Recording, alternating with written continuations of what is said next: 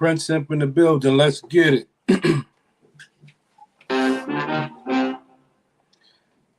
Subscribe to the channel. I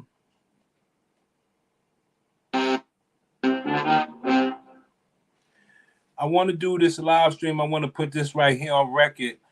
This live stream is based on the WNBA. Black women have lost the WNBA.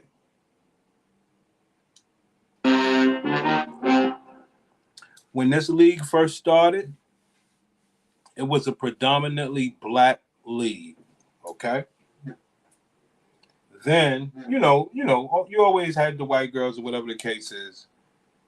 But this was a predominant black league. The WNBA was predominantly black. Okay? Right. This for Dolomite.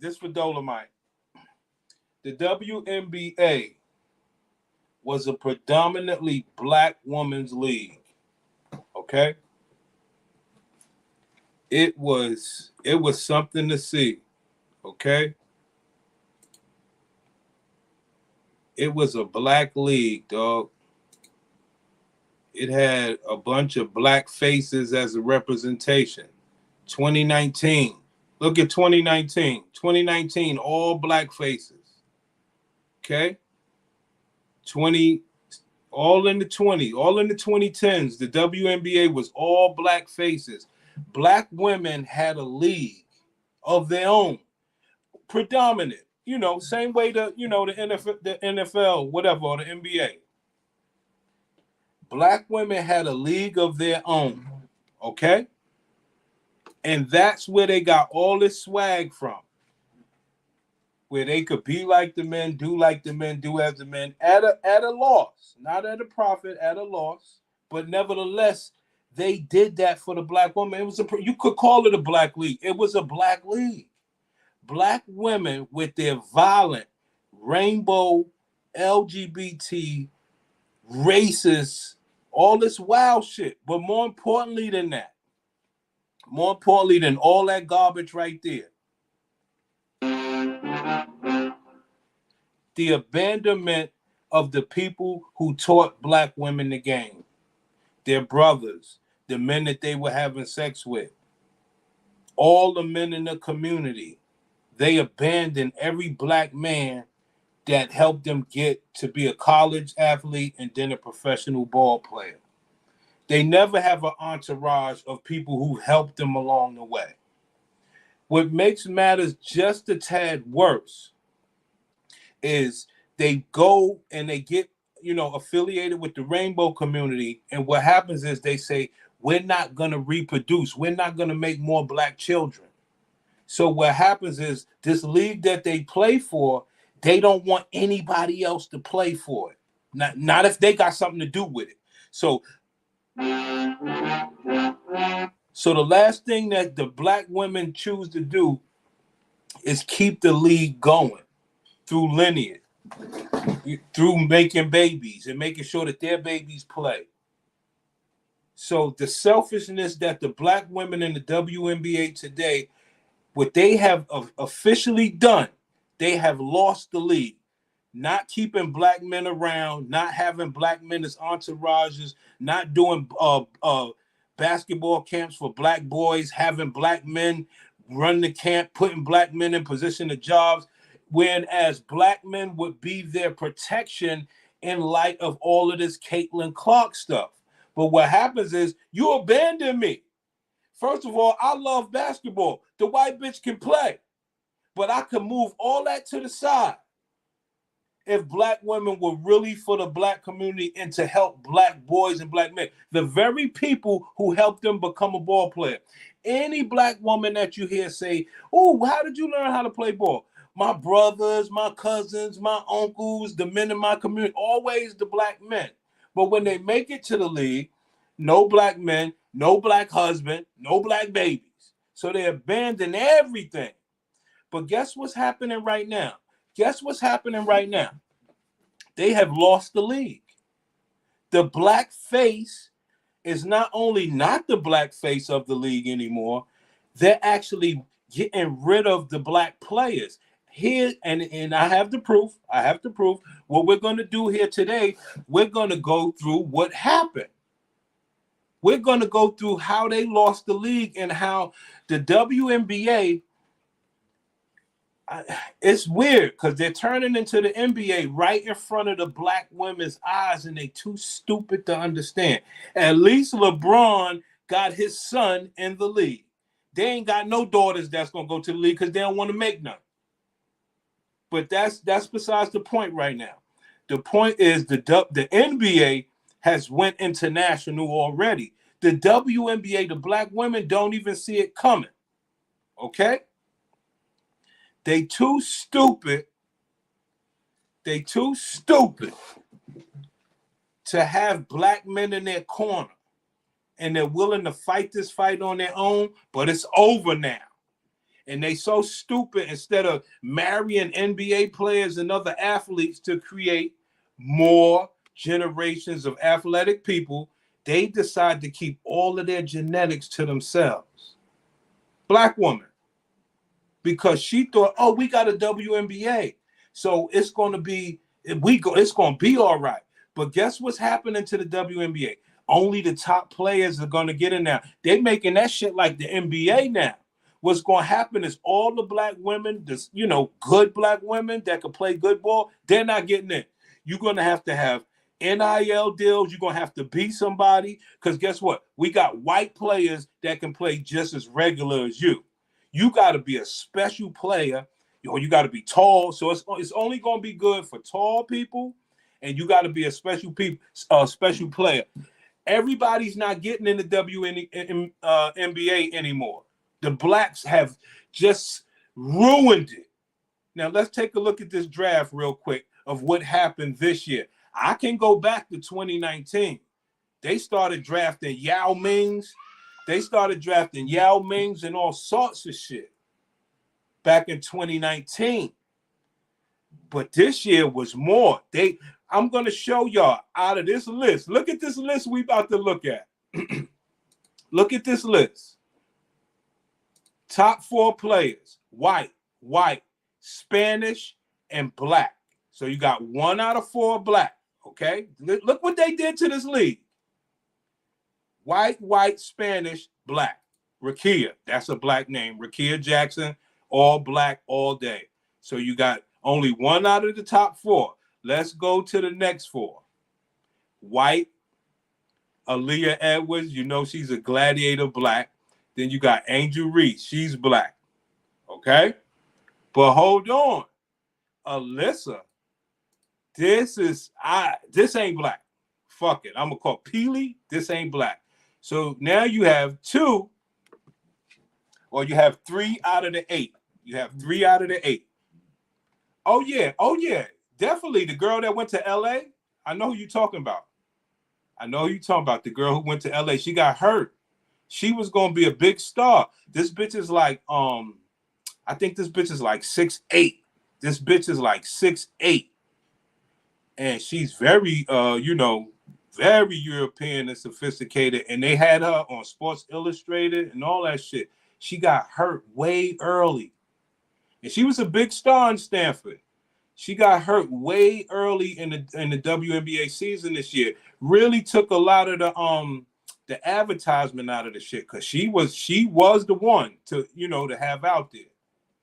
Okay, so let's go to the next 4. What do we have? These 4. 2 out of 4. You do not dominate anymore, black woman. It's over. Now let's go to the next 4.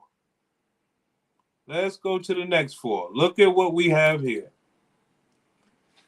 Oh, hold on. Carla, that's white. Layla, that's white. Markeisha, that's black. Now, Ndu Pouch or Ndu Pooch, this is not black. See, this is what's happening. Now, this right here started with the Owinoki bitches, the African bitches that went to Stanford. See, you want to call them black. See, that's what you black people are doing. This is what you want to call. Oh, hell no. Yo, I don't know if you ever seen that girl. She was on Stanford first, the white girl, Brink. She was, California beauty. And guess what happened? She went from Stanford to the Lakers, to the Laker bitches. So she stayed with that Cali swag. It was a good pick, man. It really ruined their season that she got hurt. So this is another 4 selections. You only have one black woman. So out of 12 picks, you have 3 black women. This is not how this league used to be. Y'all all know that. This league used to be a niggified league. And guess what they did to it? Fighting, lesbian, relationships, racial bullshit. They didn't see that the league is right under their noses drafting Europeans and international players and the white players. Let's go to the next 4. This won't be a long live stream, but we're going to get to this. Look at the next 4, y'all. Breen, white, Celeste Taylor. That's Jungle Fever. I'm not calling her black. Fuck that. She's not black. And then you got this bitch, Daisha Fair. Okay, she's good. She's just ugly as all hell. And what's happening is you got to be good like Daisha Fair. She is this bitch. I seen that bitch play. That bitch can play. All right. So you got to be special nowadays to get into the WNBA. It's not for all black women anymore. And guess what they doing? What they doing is they making it how the NBA is. You could play all the basketball you want, woman. You ain't getting in this league. See, that's what they're doing now. So many people don't get in the league. You understand? That's what they're doing to the WNBA. And if you heard it here first, they probably gonna make a G League for this shit because so many women are not getting in anymore, especially the black ones. All right. So you only got about what? 1, 2. You got 4 out of like 16. 4 out of 16 blacks. Okay. This is what happened to the WNBA. Black women lost the league. It's sad, man, what they did. Esmarie Martinez, that's not black. Kate Martin, that's not black. Tiana Jackson, that's black. And then Isabel, somebody else, she's not black. So now you're looking at 5 out of 20. 5 out of 20 blacks. I'm going to sit there and say it. I don't think this many other races or nationalities are not that many are better than the black women. What's happening is they don't want you blacks there anymore. And you don't see it. You took a selfish route out of this by not involving the black man. Now you're all on your own. And guess what you're doing now that the season is over? You're crying racism. This racism is way further than you think, but you don't care because you're too worried about being a lesbian. See that? All of that Brittany Griner and all that thuggery and all of that brutish behavior, y'all are at y'all last leg. They won't even be drafting you anymore. Let's go to the next 4. Look at this. Chinese, white, Jessica Carter. Okay, she's black and another white. Okay, so you got 6 out of 24. All right. This is bad, man. They lost the league, dog. Black women have officially ruined everything. Okay? They done lost their own league. This is a shame. This is an outright damn shame. Look, Charisma Osborne, she's black. The bitch is probably amazing because they're not letting regular black women in anymore. You can't just be somebody who played for South Carolina championship team. You could only be 1 or 2 of the top stars. And guess what they did to you black women? Guess what the WNBA did to you and it is going to continue to do to you? Have you lived this life of being of the rainbow community starting from 13 years old thinking you're going to make it to the league and you're going to get gassed up like all the black men has all their lives trying to make it to the league? So what your intern doing is ruining all these black women's lives when these tall, ugly women, and some of them pretty, could be with a man. This is sad what's happening to these black women. They will take any route to fuck shit up. Let's go to the next four. Charisma, Mackenzie, Layla Correa. Sounds a little Dominican to me. And then Mackenzie. So you got two blacks. I'll take the two. 2 out of 2. They can't dominate a page, dog. The WNBA don't want them in there anymore. I'm telling y'all something. I sat there, I watched the draft. I was like, well, hold on. Where's the black people? Jazz, another European, one black, Kiki. Some bitch named Kiki. You know she black. Now, this Matilda, she's not black. Okay? And guess what else? You ain't no black women in the draft, dog. They have lost the league. This is crazy. Look, Ashley Owusu, I can't give her black. I'm sorry. She's not black. I don't give a fuck. Then you got this white woman here, Caitlin Davis, I'll give her black. And Angel Jackson, I'll give her black. That's 36 picks. So out of the 36 picks, I'm going to round it off and say you got about 10 black women. If I'm watching women play basketball badly, can they at least be white and pretty? That's what's happening. Don't worry about it. That's what's going on. Like what was this? This was the 2024 draft, right? Yeah. This is the 2024 draft. They got people from France, all sorts of different places all over the world to get rid of these blacks that people are used to seeing.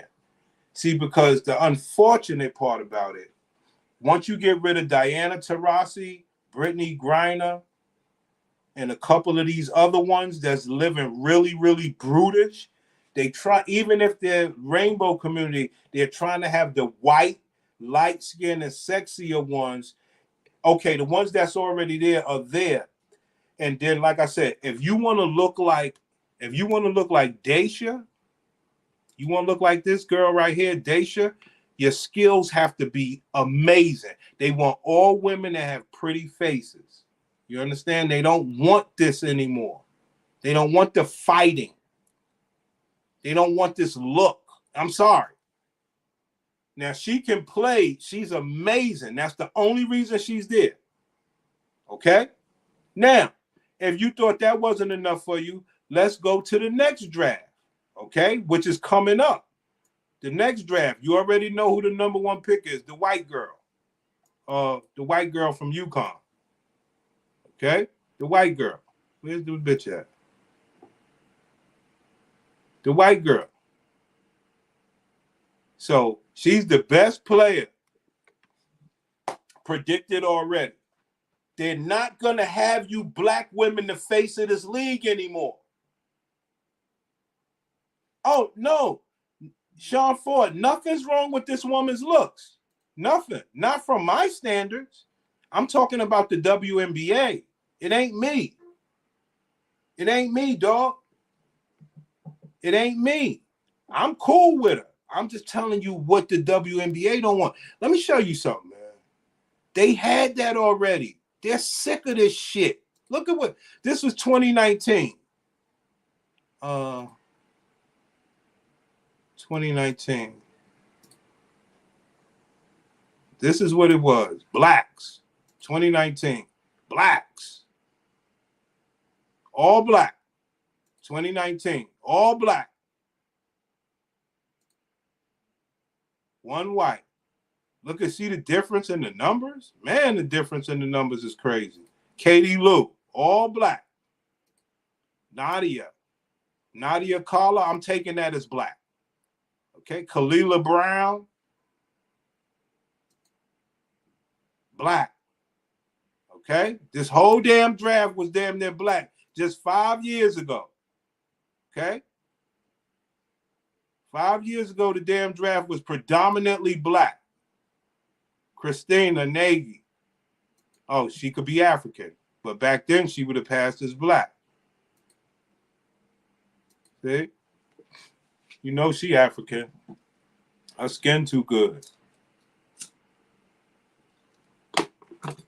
So, as you can see, the draft was predominantly black. And guess what happened? the white girls had to be special to get into that league. But this is the one that made me do the video when I did the research. I'm from New York. I didn't know that the Liberty had drafted a Yao Ming bitch. I didn't know. But even at 6'9", she can stroke the three, and just by her sheer size, she can be a shot blocker at the rim. And where the WNBA is going right now, if you don't have a player 6'7", 6'8", 6'9", you're going to be behind the eight ball. And so you see the Liberty is getting ahead of that with 6'9", but anyone that can finish around the basket with that size, contest shots, alter shots, and really help New York to get into transition where I thought they played their best basketball last year, and she can do exactly that. Well, he talked about relieving pressure from Tina Charles, so certainly having somebody. So back in 2019, they drafted Yao Ming, okay? And now you see what's happening. Listen, man, the black one will not be drafted the way she was. She's not dominating a draft ever again. Okay? They don't only pick on race, but I understand. No, brother. I don't think you understand. If you watch the WNBA, you realize they brought Luka Doncic and Joker and all these guys over here. You know, there's no way them niggas are good, but blacks are good too. They are shifting. They are getting rid of you blacks, man. They already did it to baseball. See, black people just don't understand. We lose everything, brother. Okay? We the ones that fought to get into these sports versus the whites. Now, every fucking international player gets to play where we paved the way. It don't matter to the blacks, though, you know? But what's happening is black women in particular, okay? This is what's happening. Now, this woman can play some damn basketball. I'll give her that.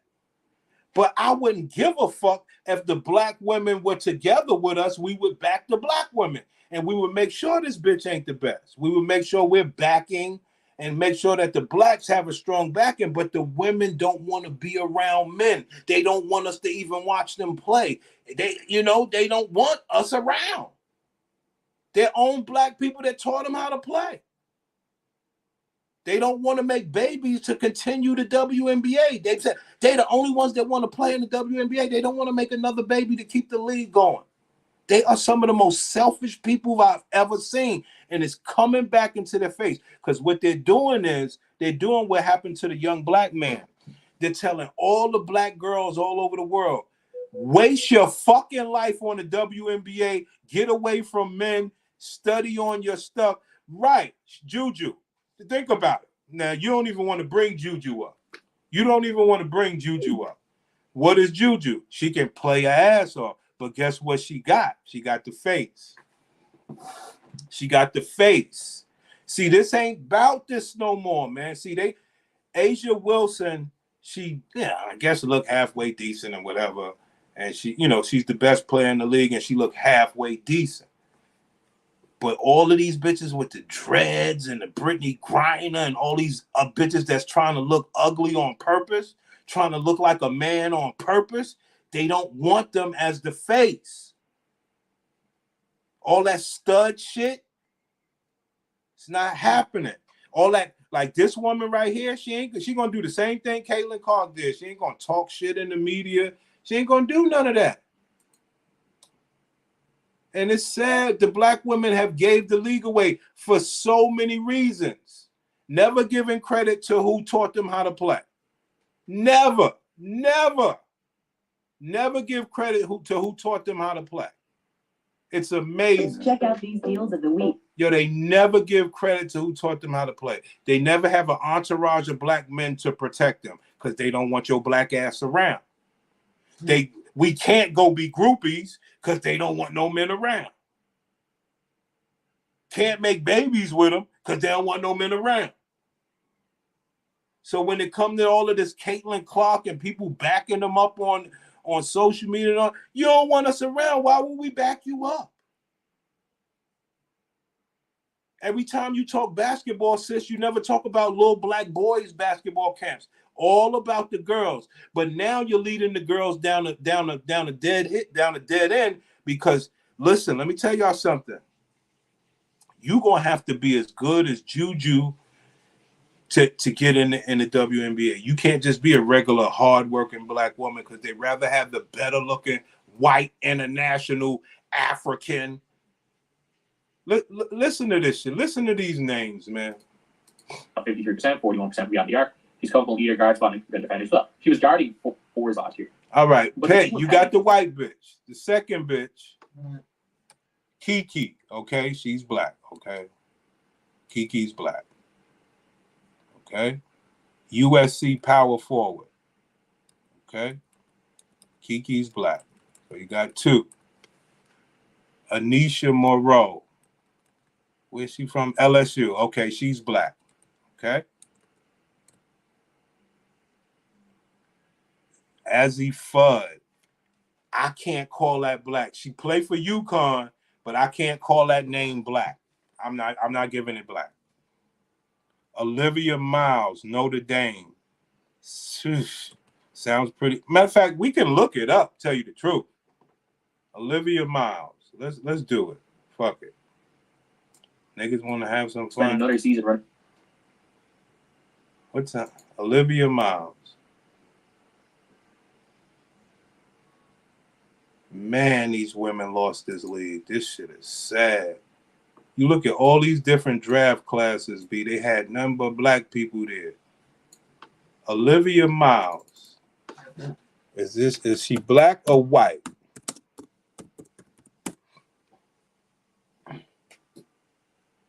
Olivia Miles. That's the little nappy-headed black girl with the glasses. Yeah. She is black. She played for Notre Dame. Little nappy-headed, light-skinned black girl. And this is a problem. You're taking I don't know how decent the bitch look, but you're taking decent women out of our community. The time is now. And making them man themselves out to try to get in the WNBA. It's a new season with a big goal for me to not get out there and run with you guys. But that does not take away from the pride that I have for all of you and the adversity that you guys have overcome. This one? Yeah, I seen her play. This is what's happening. They got our sisters out here like fucking dogs. Ma'am, you're not, like, she's special. But the rest of these sisters ain't getting in the league, man. Olivia Miles, I have heard of her. Okay, so she's black. She's light-skinned black. We'll give her that. She missed the season. But she's an all-around, do-it-all point guard. I don't think she's going to come back to college. That would be a shock. So, Sellers to the Mystics. Sellers a do-it-all kind of player. Sellers sounds black. Cheyenne Sellers sounds black. All right. Sounds black. Let's see. Oh God.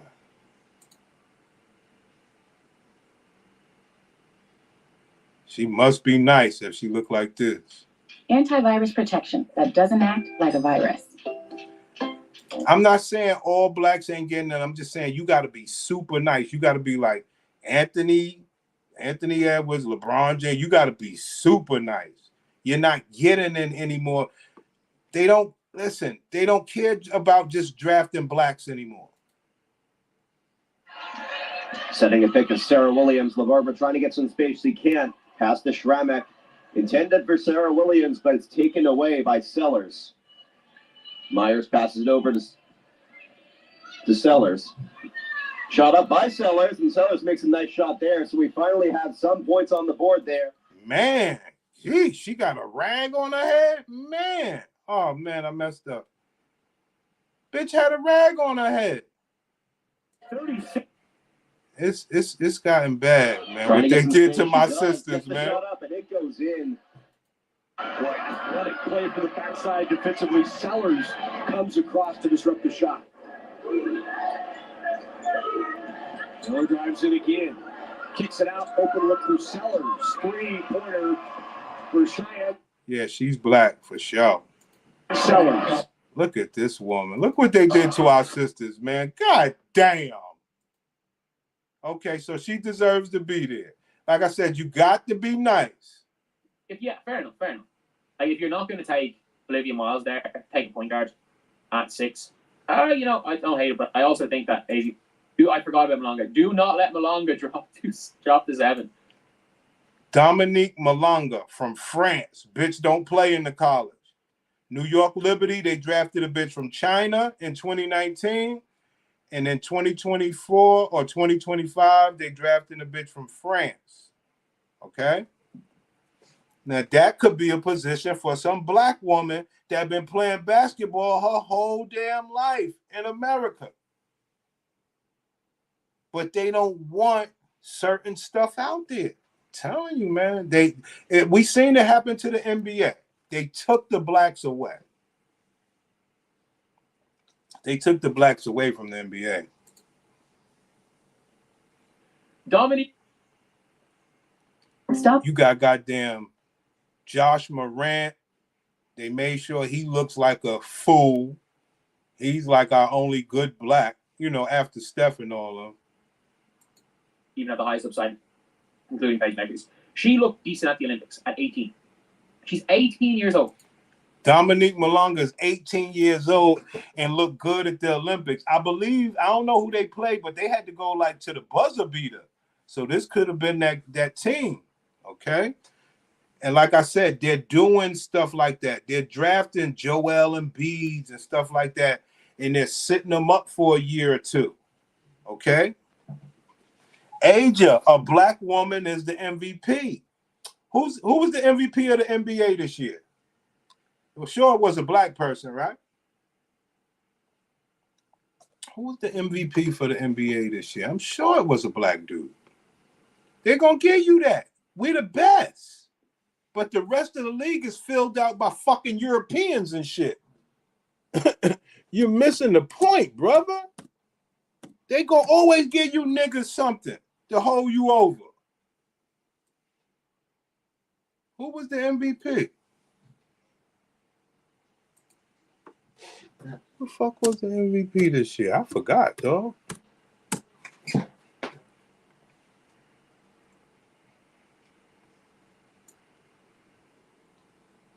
Who the fuck was it?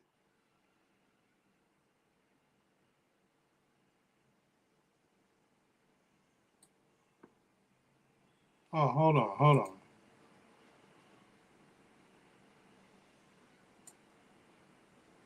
Who the fuck was the MVP, yo? Anybody know? Oh, Joker won it again?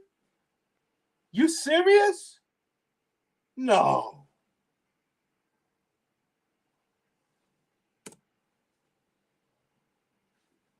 Who the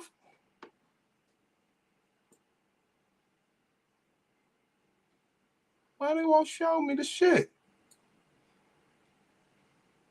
You telling me the Joker won the MVP again? That's crazy. Wow. Unfucking believable. Look at this. This makes my point. Look at my point. Look at this. I didn't know this shit got this bad. Look at this. NBA most valuable player. Joker. Then you got Luka. Then you got this dude, Alexander. He's not black. He's French. Wow. Then look who won the defensive player of the year. Bam Adebayo. Rudy Gobert. He's from France. Victor Wnba. He's from France. Look what they did to the league. Chet Holmgren, a white boy. Brandon Miller. I don't really know him. Victor Wnba. Look what they doing. Most improved player, Tyrese Maxey. Look, Tyrese Maxey, one of the best players in the game. Alperen Sengun. Nigga ain't black. Look at this shit. The WNBA don't understand what's happening. They just don't get it. They just don't get it. They don't see that it happened to the NBA already. Okay? This is crazy. She wouldn't be allowed to go to WNBA for 3 more years if she went to college. She's playing pro in France. She's doing well. She's playing well for the French. She played well for the French Olympic team. Obviously, didn't play crazy minutes because she's 18 years old. Dominique Malonga is 6 foot tall, 6'6" tall. Probably got a longer wingspan than Brianna Stewart. Dunks with ease. Dunks with ease. Dunks with ease. A girl from France dunks with ease. 18 years old. Gonna be the face of the WNBA. Asia Wilson gonna be long gone, brother. They got you don't understand how these people work. They just slow fuck you. Pause. Brother, you can be black from Swamp. Wemby's dad's a black man. Kyrie used to live in France or Italy. What the fuck does that mean? You know? Kyrie is nigga black. What Wemby ain't. Y'all got to stop that. We talking about real American black people. Somebody, because guess what's the difference, Ford? It's the same thing with the baseball shit. He's taking his money back to France. They're taking their money back to the Dominican Republic and all that stuff. And that's what pisses everybody off about the WNBA. Black women don't put their money back into the community. They went rogue. They go rogue with everything. They're selfish and stingy people. So fucking stingy that they won't make another girl like them to keep the league going. The most selfish bitches you ever seen in your life. They want to be the only ones to play in the WNBA. That's some sad shit, man. That shit is sad, man. You mean black Americans. All right. Let's do this, Sean. Yo, I can drop the link for you and we can have the conversation because this is all love because I want you to understand. I want you to understand the difference between black American and the black that you say is black. This is the argument that I really destroy people with. And I'm gonna just take you down the whole story. I appreciate the back and forth. Baseball. Let me tell you what happened. Let me tell you the difference between Wnba and how it went in baseball. And I'm gonna tie it all together. Baseball was an American pastime. White people was the only people to play it. Blacks went and made their own Negro League and played their own baseball. You understand? Blacks went and made their own Negro League and played their own baseball. White people heard word and came and got them. Okay? Wnba, them niggas wasn't playing nothing. They playing over there in France. Nobody cared. They was playing baseball or wherever you want to call it. These sports were made here in America, brother, and we were denied to play. You want to go to basketball? The NBA was, white. They went and made the ABA. You know what I'm saying? They wanted black athleticism for whatever reason, whatever reason you want to give it. This is something that the Dominicans and all these other people, they didn't have to go through this to get into these fucking sports. It's the same thing with America. Y'all just act like we wasn't the ones that paved the way. So now that they made you be inclusive, Sean Ford, they made you say, oh, that person in France is black, so he should be included. So that should take away from a black person who is probably his size, not as good as him, that should get the slot. But it don't work like that, which we're all fine with. Hey, they get talent from everywhere. So where's it happening at now? They done took everything from the men. Now the women. Because guess what it is? Guess what it is, man? Guess what they told black dudes play football, baseball, and basketball. Okay? We played baseball back in the days. We got out of that. They Barry Bonds us out. Okay? We played basketball. You see what happened to basketball. Oh, man. It's the same thing happening to the WNBA. When LeBron came in, it was about hitting, getting to the rim, getting fouled, and all the other stuff. They don't want this brutish behavior. They want Luka Doncic being a thug after he hit a jump shot. You understand where I come from? They want Luka to be a thug after he hit a jump shot. This ain't. I hope you can understand where I'm from. You don't got to cam up, homie. If you on Lucifer? No, that was me. My name is Sean, but that's my name that's my internet name. One love. Yeah. When you say, it sounds a little bit ignorant when you say a person is, if they from another country, they're not black. But I know what you mean. Thank you. Like an FBA black. I mean the ones who had to fight to get into these leagues black. Well, FBA means Foundational Black American. That's what I said. I understand what you're saying, but it's a little bit different. You know what I'm saying? Because when you start, you saw Jackie Robinson movie, man. I mean, we had our own league, man. I understand. Now the black women are getting phased out the same way. Yeah. What you think about that? Well, it's funny you said that. That's why, like, I was pulling for Angel Reese, and I've been called biased because of that. But I feel that we as a people, Black Americans or Black people, sometimes we don't stand with our people the way other people do. For example, I remember back when Shaq was playing and the internet was blowing up and you was allowed to vote by the internet. Right. And I think one year Shaq had to come off the bench in the All-Star game, if I'm correct, because all the Asian people voted for Yao Ming to be the starting center. Because it's not who's the best player, it's who's right. My thing is, like, that bothers me a little bit. Our people don't rally around our people the way other cultures do. That's just my opinion. Well, it's a great opinion because you got to understand that's what they bank on. See, they bank on the fact that we ain't gonna get out the vote in unison. They bank on the fact that we ain't gonna back up Angel Reese because they know that the black woman is divided and the rainbow's divided. They know this. They play on it. You know what I'm saying? Mm-hmm. It's a horrible thing for Shaquille O'Neal not to be the damn starter. But you got to understand what the leagues did. They made it an open format so that it's a beautiful thing. It's sort of like the immigrant thing. They make it an open format of voters, so where our votes don't even matter. They got too many people. They got way more people than us. You understand?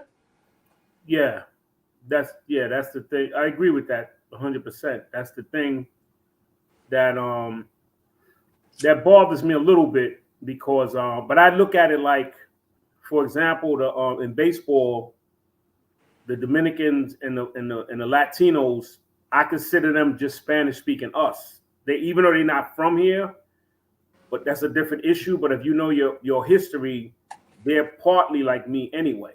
They just speak Spanish. The reason why I disagree with all of this stuff, well, I want to ask you something because this is something that I had a conversation with myself, and I would love to ask somebody. And you sound like a good sports black dude. So, what do you think about? You heard my Negro League thing.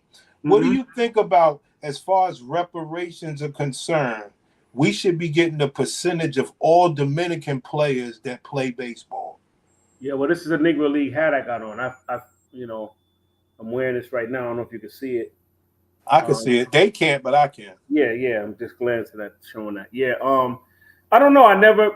That's a good question because I never really thought about it like that. I was like, they should be giving at least like 1 to 2% of all of their salaries for black baseball in America, a fund to the Negro League for paving the way for their ass. But it's just hopeful. I don't disagree with that because they wouldn't, if we didn't pave the way, they couldn't be here. But that's the point that I'm making to you with all the other stuff. Right. Like as far as Angel Reese and them, they don't throw basketball camps for black boys where the fathers will back Angel Reese and them and the uncles and the cousins because you care about black boys. The separation is why we didn't back Angel Reese, because I wanted to. No, I did. I did back her. I did back her all the way. I mean, I was arguing with people. Even more, believe it or not, I was arguing with more black people than white people because some of them were saying that because I was saying to them, I said America is probably the world, but I'm gonna say America in particular is a race conscious society where race, people might say race doesn't matter, particularly white folks, but it does. Because people only getting in those seats. Because Caitlin Clark is, I give credit where Oh, it's due. you done messed up now. Go ahead. Caitlin Clark is very good. She's a very good player, but she don't have the resume that Asia has. And they All was right. giving her all Hold of these. on. I got some questions. I got a gauntlet of questions for you. Mm-hmm. Now, because I respect the black thing, Right. but knowing how the black women treat the black man, and I'm just talking about the WNBA. We can go further, but I'm just talking about the WNBA. I mean, can't you understand why the people you argue with don't back her? I think I think people pick and choose who they like, but I think race plays into it a little bit, if not a lot. You know, but don't you think that if she included more blacks, don't you think she could have had a much stronger, like we could have really turned up? And this is the problem when you had the black women in position. They don't know how to handle it. You make sure you bring the people. I went a little ahead. What do you think about Angel Reese and the black women in the WNBA never giving credit to who they learn how to play ball from? I don't know. That's a hard thing to answer because you just throwing that question out there, and I never looked at it that way. I never analyzed it. That means you never watched the WNBA. No, I do. I watched the game. Well, you haven't heard the girls talk. They all say, "I learned from my brother. I'm learning from my cousin." They all say it. No, I understand that, but that's just something I never really thought about. I'm not disagreeing with you. Right. I'm not even going to debate that because that's not my area. I never looked at it like that. But I'm just saying. So here's a better question. Because I can pinpoint it better. Are you happy with the black women being selfish like that with the basketball? We only talking basketball. No, I don't. No, I'm like I said, it's another thing I never really thought about. I felt that I feel that the women are gonna do what they feel is best in their own interest. Like I'm not. It's hard for me because I always say I'm on the outside looking in. I'll say from this angle, I can understand why they do that because this world is kind of a selfish place. Even if you watch the WNBA, did you watch the Olympics? No. Okay, well, when the United States played, ironically, France. Okay, I thought it was them. Right. But well, the lady that lit up the United States, her name was Gabby Williams, and I know her. I'm a Connecticut fan. Connecticut fan. I know her. Right. She used to play for. She from France? No. Well, she has a dual citizenship. I'm not saying she's French, but she played. Oh, so she ain't even black. Yeah. Well, I think she is. She looks like a light-skinned black. Right. I'm a Connecticut fan. I know them all. I know all of them. Right. Well. I thought Gabby was outright black. She might be. Some people have dual citizenship. Like Kyrie. Right. Kyrie's father, I think, played professionally overseas, and he was just born over there. That's dual citizenship. That's natural. That's naturalization. Right. That's natural dual citizenship. Right, and then sometimes, no, but I know people that weren't born somewhere and they go over there. I understand. Yeah. So that's what I mean by just the term dual. Oh, so it was Gabby that did it. I could see why now, because Gabby, she's a top player. Right. But Gabby said, and this is her own words, and I'm paraphrasing, that she wasn't treated white in Chicago. And that's one of the and the WNBA doesn't pay the way they should be paying, something like that. I'm paraphrasing. I don't want to put words in her mouth. Oh, so she didn't go to the league? She came back she came back to the league. I forgot which team she played for, but she said she was, because I think Angel Reese was trying to get her to come back to Chicago where she played last, but the league didn't treat her right. So that was one of the reasons she went overseas. But I think she's a great player, and she is. And they almost beat the Americans. So her foot was on the line. I heard. I saw the game. She hit a 3. It was actually a 3. Oh, it was her. It was her. Yeah, she's the real deal. Mm-hmm. Yeah, I watched Connecticut. I watched it when she first came to Connecticut. I watched her. Yeah, because we get all the. I'm from New York. We get all the games. Yeah, I'm from New York too. I'm from Brooklyn. Okay, my nigga, I'm gonna have to come see you one day, player. You know what I mean? That's the beauty of this internet thing. Because like I told you, I appreciate the back and forth, but I still have to pin you down on the, because I understand where you come. A lot of you black brothers don't mind if the black woman be selfish. And that's one thing that we got to stop doing, because she's in position. She can't just be leaving the whole community behind because she's in position. That's what's happening to us. I understand that. I mean, I never really looked at it like that. And I'm talking basketball camp-wise for black boys. No, I understand. I never looked at it that way, because like sometimes it's easy to judge a situation that you're not in. Like if I was in her school, that's why I always say on the outside looking in, it might look the way you see it. But if you go on the inside looking out, it might be something different. That's what I'm saying. All right, well, let me ask you the rest of the question. So do you think it's fair or unfair that we can't be groupies for them? Black men, black boys. I didn't know we couldn't. I'm talking about for sexual purpose to get child support and alimony. Fuck are you talking about? Oh, that's a little bit unfair. We can't do that and they can do that to us. If we was in the NBA. Don't you get it? Don't you get it, brother? Yeah, I would agree with that. With your logic on bogus. That issue. Yeah, on that issue, yeah. I never really bogus, man. It's not really something I thought about. I know. Nobody thinks about it. You not you, but black people would just let black women just wallow in selfishness. That's something that I fight against. Right. You gonna share. Like for real, because what happened was the black man got pushed back so you could get pushed up. Yeah. So you got to do right by that, and we don't hold them to the fire. That's why the WNBA is moving on, because they really don't have the black support, the street ball, the ball is the support of the men who really keep this ball thing alive from the ground. I mean, they don't get it. But I'm just speaking to you because you get it, Yeah, I understand. I mean, it's a good perspective. I never really looked at it like that, but that's a good way to look at it. And I don't always agree with everybody, but I always respect people's opinion. Like I don't have to agree with you to respect where you're coming from, and I don't have to agree with you to go back and forth, and we can really get to it as far as like understand my true angle. My true angle is how when you put the sister in position, when she abandons the men, they're getting pushed right out. From draft to draft. You're going to see it. See, we getting it early. We're talking about it early, but it's coming, man. Well, I think American society, if not society as a whole, they look for, I guess you could say, that great white hope. I guess, I mean, because I don't want to offend. Let me stop right there. You don't want to offend. Because one of my favorite players, and many players that do it, but one of my favorite players was Dominique Wilkins. What did he do when he left Boston? He went overseas for $50 million. You understand? Yeah, he won a championship too. So what happens is,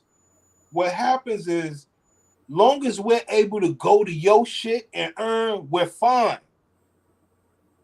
Mm-hmm. You understand where I come from? Mm-hmm. But it seemed like everybody want to come to America. But, Marbury, Neek, and all of them, they understood the game. And they understood the game on a different level. What if Steph and all of them did that to the NBA? The way that you watch golf? A little bit with Tiger. Okay, well, what happened to golf is the Saudi Arabians came in. Mm-hmm. And they took Phil Mickelson and everybody from the PGA Tour for big, big money. Yeah. So, like, Steph and all of them could do that. You see what I'm saying? Like, it's real. like, but you know, I see what Gabby did. Gabby did it is basically what you're saying. She said, "Fuck the NBA," you know. Yeah, she's actually a great player. I was hoping that Chicago could have got her. Yo, if they would have had her, they'd have been lit. Right, because I wanted Angel Oh, to the playoffs. I was they would have really been rooting lit. for her.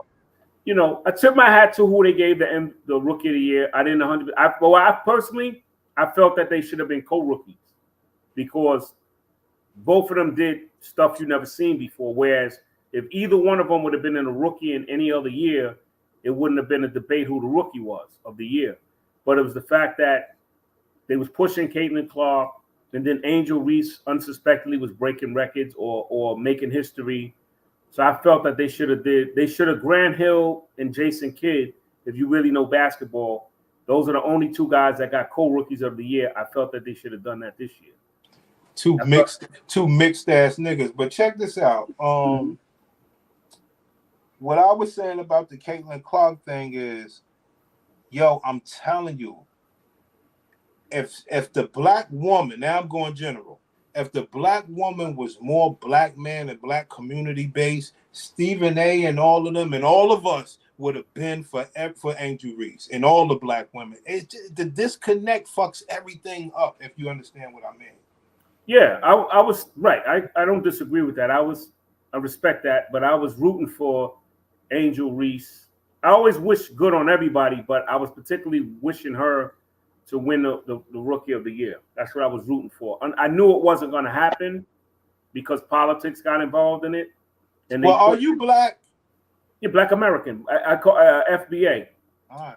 Foundational Black American. Not what you are, from what you sound like to me, you're just a great man and you care about human life. You know, like they ridded you of all this racial tone and all this stuff, which is fine. You know, you're a loving sounding man.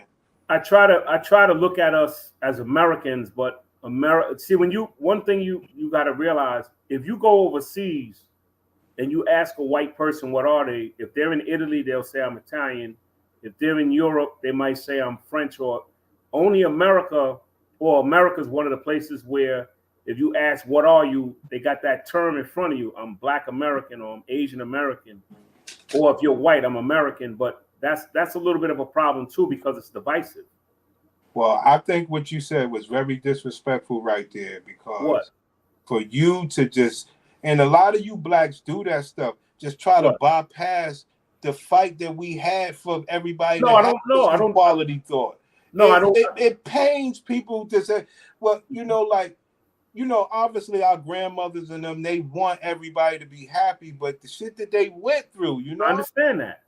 I mean, my dad was a Korean War veteran, and when he came out of Korea, he couldn't ride the front of the bus. When he came out of Korea, that was when Rosa Parks couldn't ride. Rosa Parks got thrown off the bus, and my oldest brother is the same age as Ruby Bridges. You know who Ruby Bridges is? Ruby Bridges was the little black girl that was the first to, or one of the first to desegregate. Oh, in the school, right? In the school, right? Her and my brother are exactly the same age. That she's 70. My brother's going to hit 70. So that's what I'm saying. How the hell could you try to put them people in the same? I don't want to be divisive, but it's a divisive term. We're supposed to be number 2 in this country. We supposed to be. Well, we're all Americans. I think we should be number 1. I disagree with that. You know who number 1 is, man. No, I know who number 1 is, but that's part of the problem. Why can't we? When they drafted my father, they didn't say you were black, or use this, or my uncle's you. Or when my uncle volunteered, bless his soul, he just died last year. He was 90. When he volunteered, they said we're all red, white, and blue. But why, when I get back here, you got all these titles on me? It just doesn't make sense. That's a valid point, man. That's a valid. Yeah, that's how I look at it. When you go over, when I pay my taxes, nobody's saying, "Well, okay, you're black. Let me tax you lower because you're black, and let me charge." Well, see, that's another problem.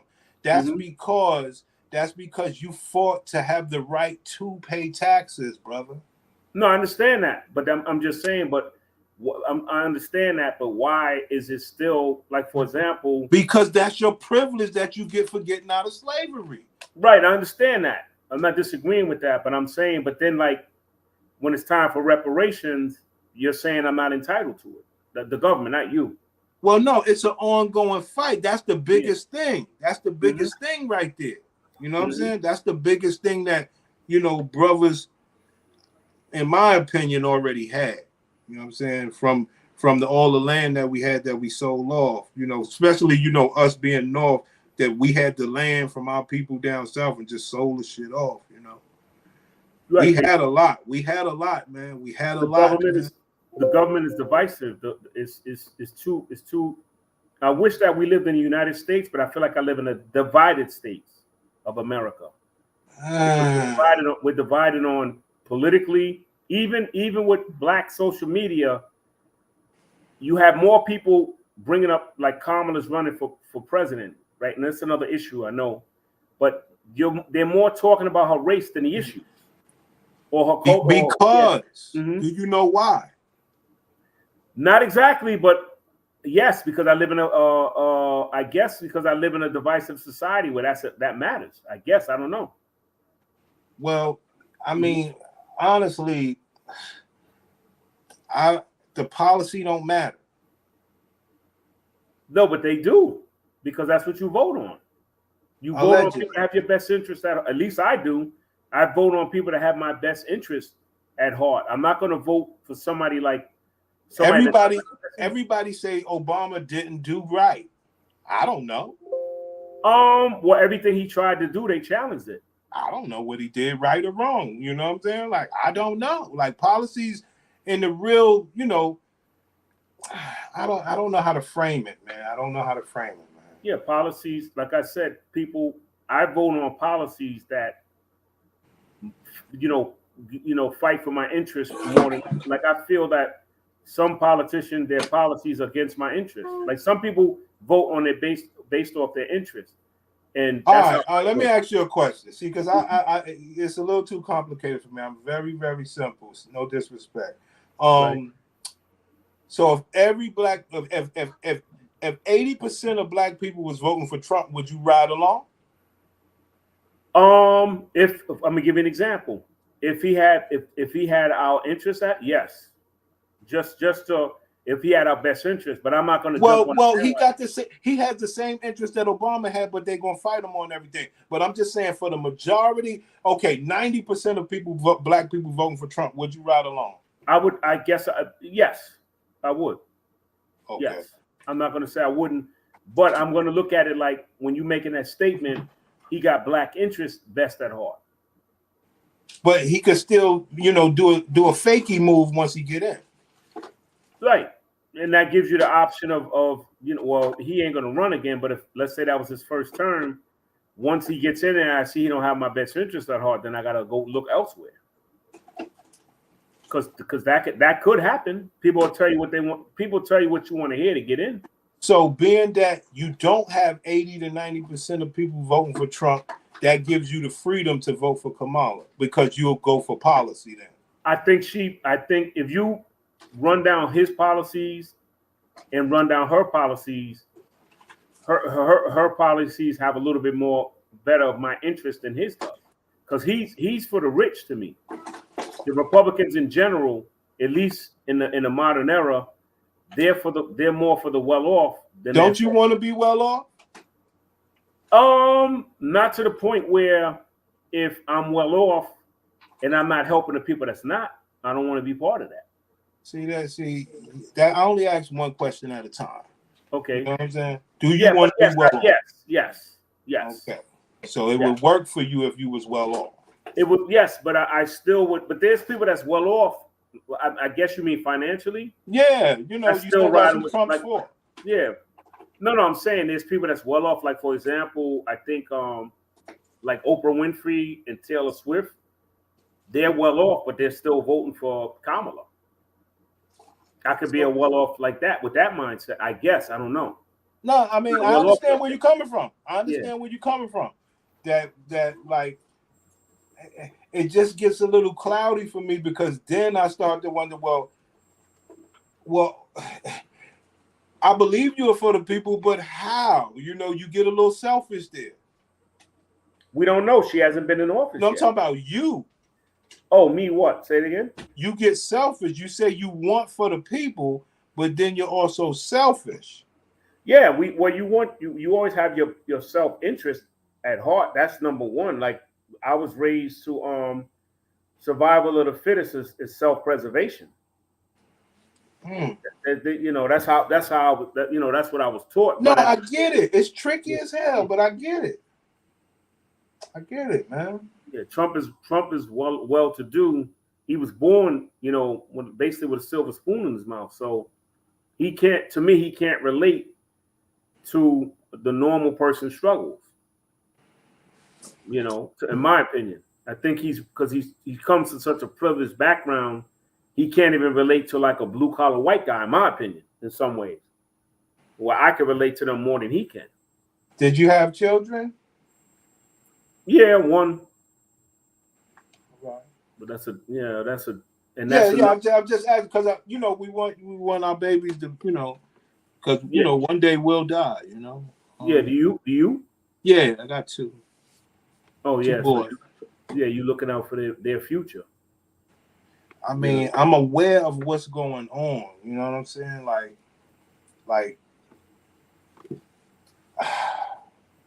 Mm-hmm. I don't know, man. It's just No, I understand that. What I'm saying is this, man. When I grew up, and maybe you grew up at the same time, when we went to school, when you got to 4th grade, you got a choice of what instrument you wanted to play.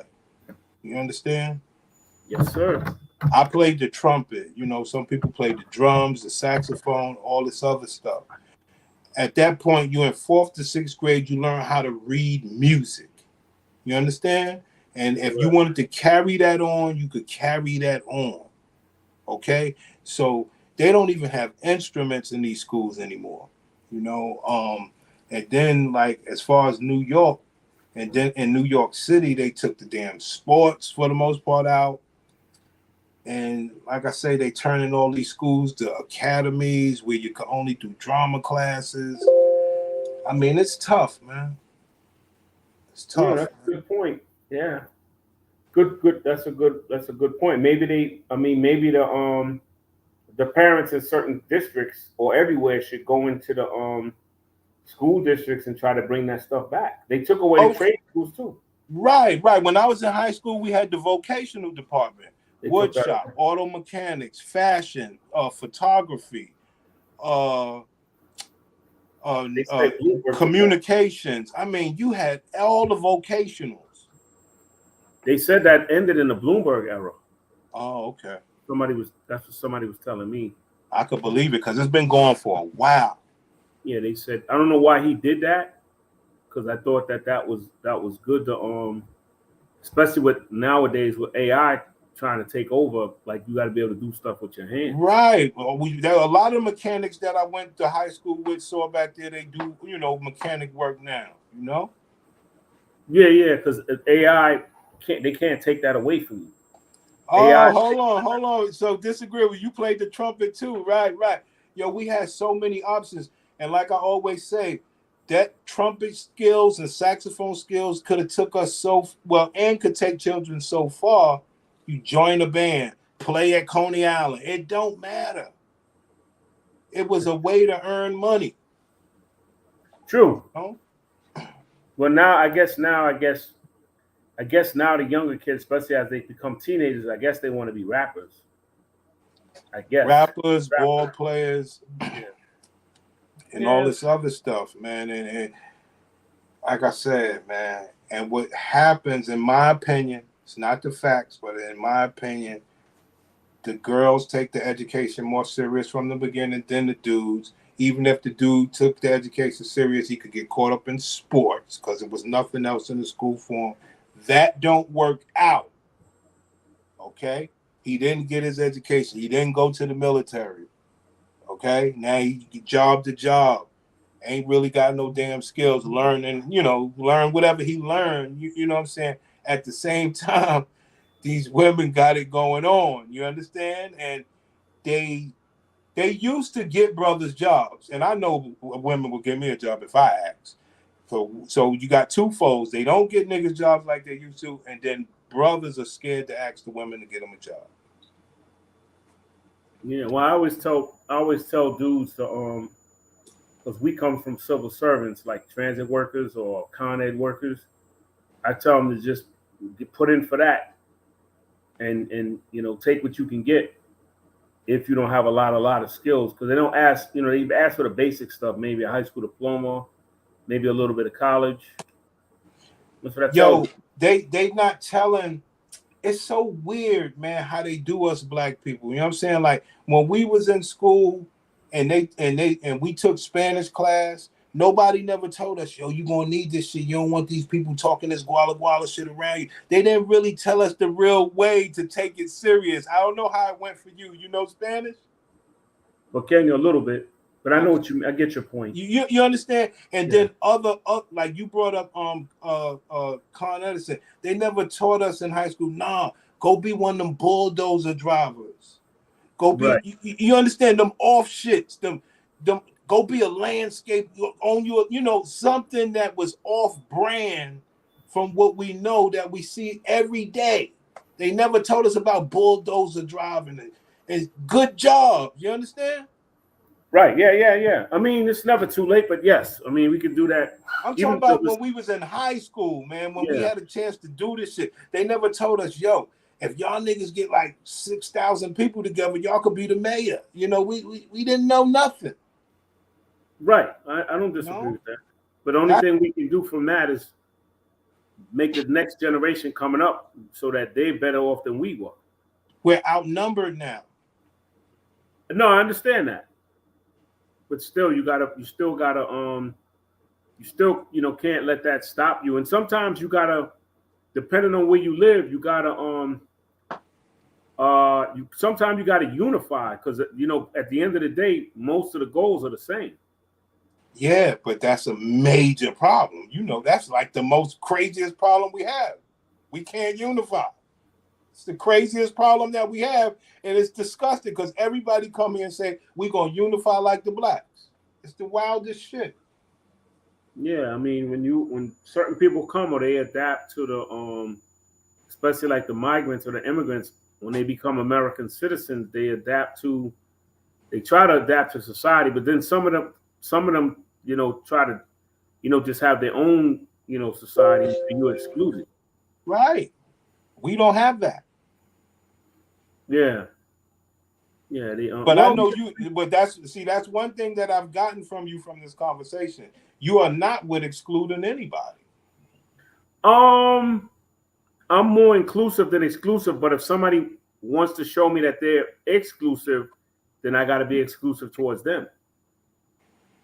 No, I understand. I mean, I got it. I got it. I mean, but then sometimes like well, in New York, it's a lot of problems in New York, but we got a black mayor right now, a black speaker. That's never been. And what's that guy, Hakeem Jeffries? Yeah, never had nobody in those positions before. I'm sorry about the mayor getting in all that trouble, but he's the first one that did that too, and that's a bad look on us. I He's know. the first mayor and black mayor, and in New York to have this happen. I know. I agree. I'm It's sorry that happened. Because it affects us indirectly. Right. Yeah. Right. So now when it's time for us to get in there again, we got that black ball. I know. And I think he's one term and out anyway. So no matter what. I guess this is the top question right here. Okay? This is the top question right here. With your love of the WNBA and with all your inclusiveness, how do you feel about the rainbow community? I feel that they're only for their people. If you're not one of them, they're not for you. Even if they black? Even some of the black ones. I mean, some of them, it's like they can be exclusive if you're not one of them. They're not always inclusive to people that they don't feel is one of them. So why do you include them in And I mean, you sound like a loving man. So is that the reason why you include them? I don't believe in. I don't like making people feel uncomfortable. Okay. I'm not comfortable doing that to somebody. Like, I mean, I'm talking about if we can be.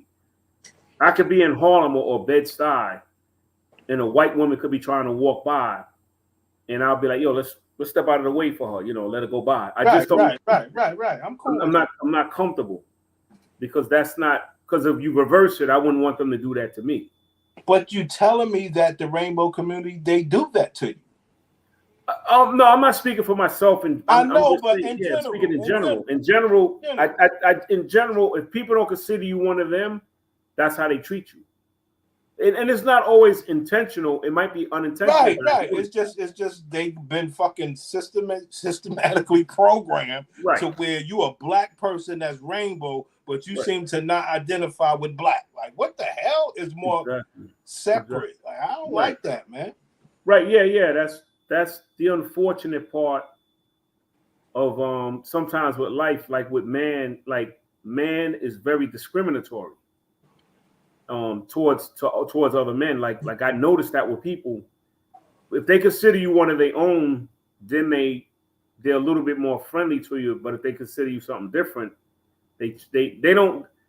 What's that word? They don't like they might not be mean to you or anything, but their actions will show you how they feel about you. Right, which is fair. Right, which is because sometimes you can, if people are doing stuff like, let's say people are always having a function, and you find out about it, but you wasn't invited. That says everything right there. How they feel about you, and that's part of life, People are not gonna. You're not always gonna be everybody's cup of tea. You know what I'm saying? Now let's circle what you just said all the way back to the WNBA. How is the black man not their cup of tea in the WNBA? How is it even possible? I didn't. You know what? I never looked at it like that until I'm listening to you, like just getting another perspective. I never looked at it like that because I never. It's amazing. It's amazing. Yeah, you know what I mean. Like we call it the 6'9" on the floor. You know what that is? No. Okay, you standing to the right, and I'm standing to the left, and I put a 6 on the floor. But from your angle, it's a 9. We're looking at the same thing. That's how life is. Sometimes you can look at the same thing and see two different things. That's what's so weird about life. Well, I'm looking at the 9. What is your 6? You know my 9. My 9 is you dealing with some selfish black women. Right. Like I'm not disagreeing with you. I'm just saying I never looked at it that way. I mean, my 9 is the selfishness and the divisiveness caused the black men not to rally around Angel Reese the right way that it should have been. Right. But I don't think even if we did, I think at least the rookie of the year thing, I think that it would have been called. It would have been called. I think that because, like I said, they want to make her. When they want to make you, let me give you an example. I call it the LeBron. I disagree. Stephen A. would have been on her side. No, I understand. You know why? Because we would have held him to the fire. No. I understand that, but I agree with you. But I call it the Carmelo LeBron theory. Do you know what that is? I may. What is it? Okay, if you look at when LeBron and Carmelo came into the league. Right. They had similar stats. Right. And Carmelo's team went to the playoffs, and they might have went to the second round, and LeBron James' team didn't make the playoffs. Who did they give the rookie of the year to? LeBron. Exactly. It's the same logic. When they have an image, sometimes you can have better numbers. They still give it to who they want to give it to. That's my point. I tell people all the time, both of them had good rookie years, but they should have gave that to Carmelo. But Carmelo's not the image they wanted. That's why they gave it to LeBron. It's the same thing with Caitlyn. Even though I kind of disagree because that's black on black. No. I'm not disagreeing with the black on black, the racial part. But I'm just saying the point I'm trying to say is when you have that image they want, they're always going to give you the nod. They did the same thing I disagree, dog. You know why? The reason listening. why I disagree is because in that situation, whether Carmelo had the stats or not, I think he was only like a year older than LeBron. You know what I'm saying? But whether he had the stats or not, LeBron shit was electric. You know what I mean? He lit the league up. You know, his like Carmelo game is for nowadays with the Joker and all of them. LeBron was for then. You see what I'm saying? It was a different game, and LeBron lit the game up. But that's not. You don't win Rookie of the Year like you don't win awards like that. You win awards. Well, if you have the same stats and you light it up, basketball is entertainment, brother. I won't disagree with that statement, but traditionally, it's supposed to be who has the stats and whose team goes the furthest. When you have similar stats, is what did you do for your team? If it's obvious you average 40 and you don't make the playoffs, like for example, Wnba had a lot of good stats and San Antonio didn't make the playoffs. But to me, he had the stats that was like superior to everybody else's. But if me and him had similar stats and I go to the playoffs, traditionally that's what they're supposed to go by. I disagree with that. I think you taking away. And now I will go back to the Caitlin Clark effect, because what you're taking away is the real gameplay. When I watched Wnba play, the man was a maniac, and they froze him most of the game. They did not feature that man. No, I know, I understand that, but that wasn't my point. I understand that, but that wasn't my point. My point was he did things no other rookie was doing, so it was obvious he should have been Rookie of the Year. But with what I'm talking about with LeBron and Melo, they had similar stats. That should have went at best. It should have went to Carmelo, and at worst, they should have been co-rookies of the year. Well, I mean, he did what no other rookie was doing. Which was what? So South Slammer Jammer, lighting it up, hitting the hole, taking fouls, battling grown men. LeBron lit the league up. Well, man. Jordan did that. Well, LeBron did it too. No, he did. I'm not taking that away. I'm not taking nothing away from him. But I just felt if you watched the game, then I felt that it should have been co-rookies. If not, then it should have went to Carmelo. Like I said, he was more box office to watch. Oh yeah, definitely. Carmelo game is like Luka Doncic. Right. No, I don't disagree with that. I agree. That is not exciting ball. Right. I agree. But to me, it's the same effect with Caitlin. I think when you have that image that they want, they're always going to give you the nod. Just like this is where we agree to disagree. Angel Reese is a boss hog like Carmelo. Caitlin Clark is like LeBron. Caitlin Clark is like LeBron out there. Like as far as entertaining and really putting on the wizardry of basketball. Who do you feel should have got Rookie of the Year for the women? In this one with Caitlin Clark, I believe Caitlin Clark because of the wizardry. All right, I don't disagree. Okay, like basically, I saw somebody, that was a wizard with the ball. You just don't see that from no girl. Come on now. No, like I said, what they both did, I've never seen before. I've never seen a rookie get so many rebounds like this. She almost looked like. I mean, it wasn't exciting to watch. But it was but it ain't like Asia Wilson can't do it. Right. Well, Asia, is a different. That's a whole. But what I'm saying is, what Caitlin Clark is doing, the only person that could do that, in my opinion, is Kennedy Carter. Oh, yeah. What's that girl name?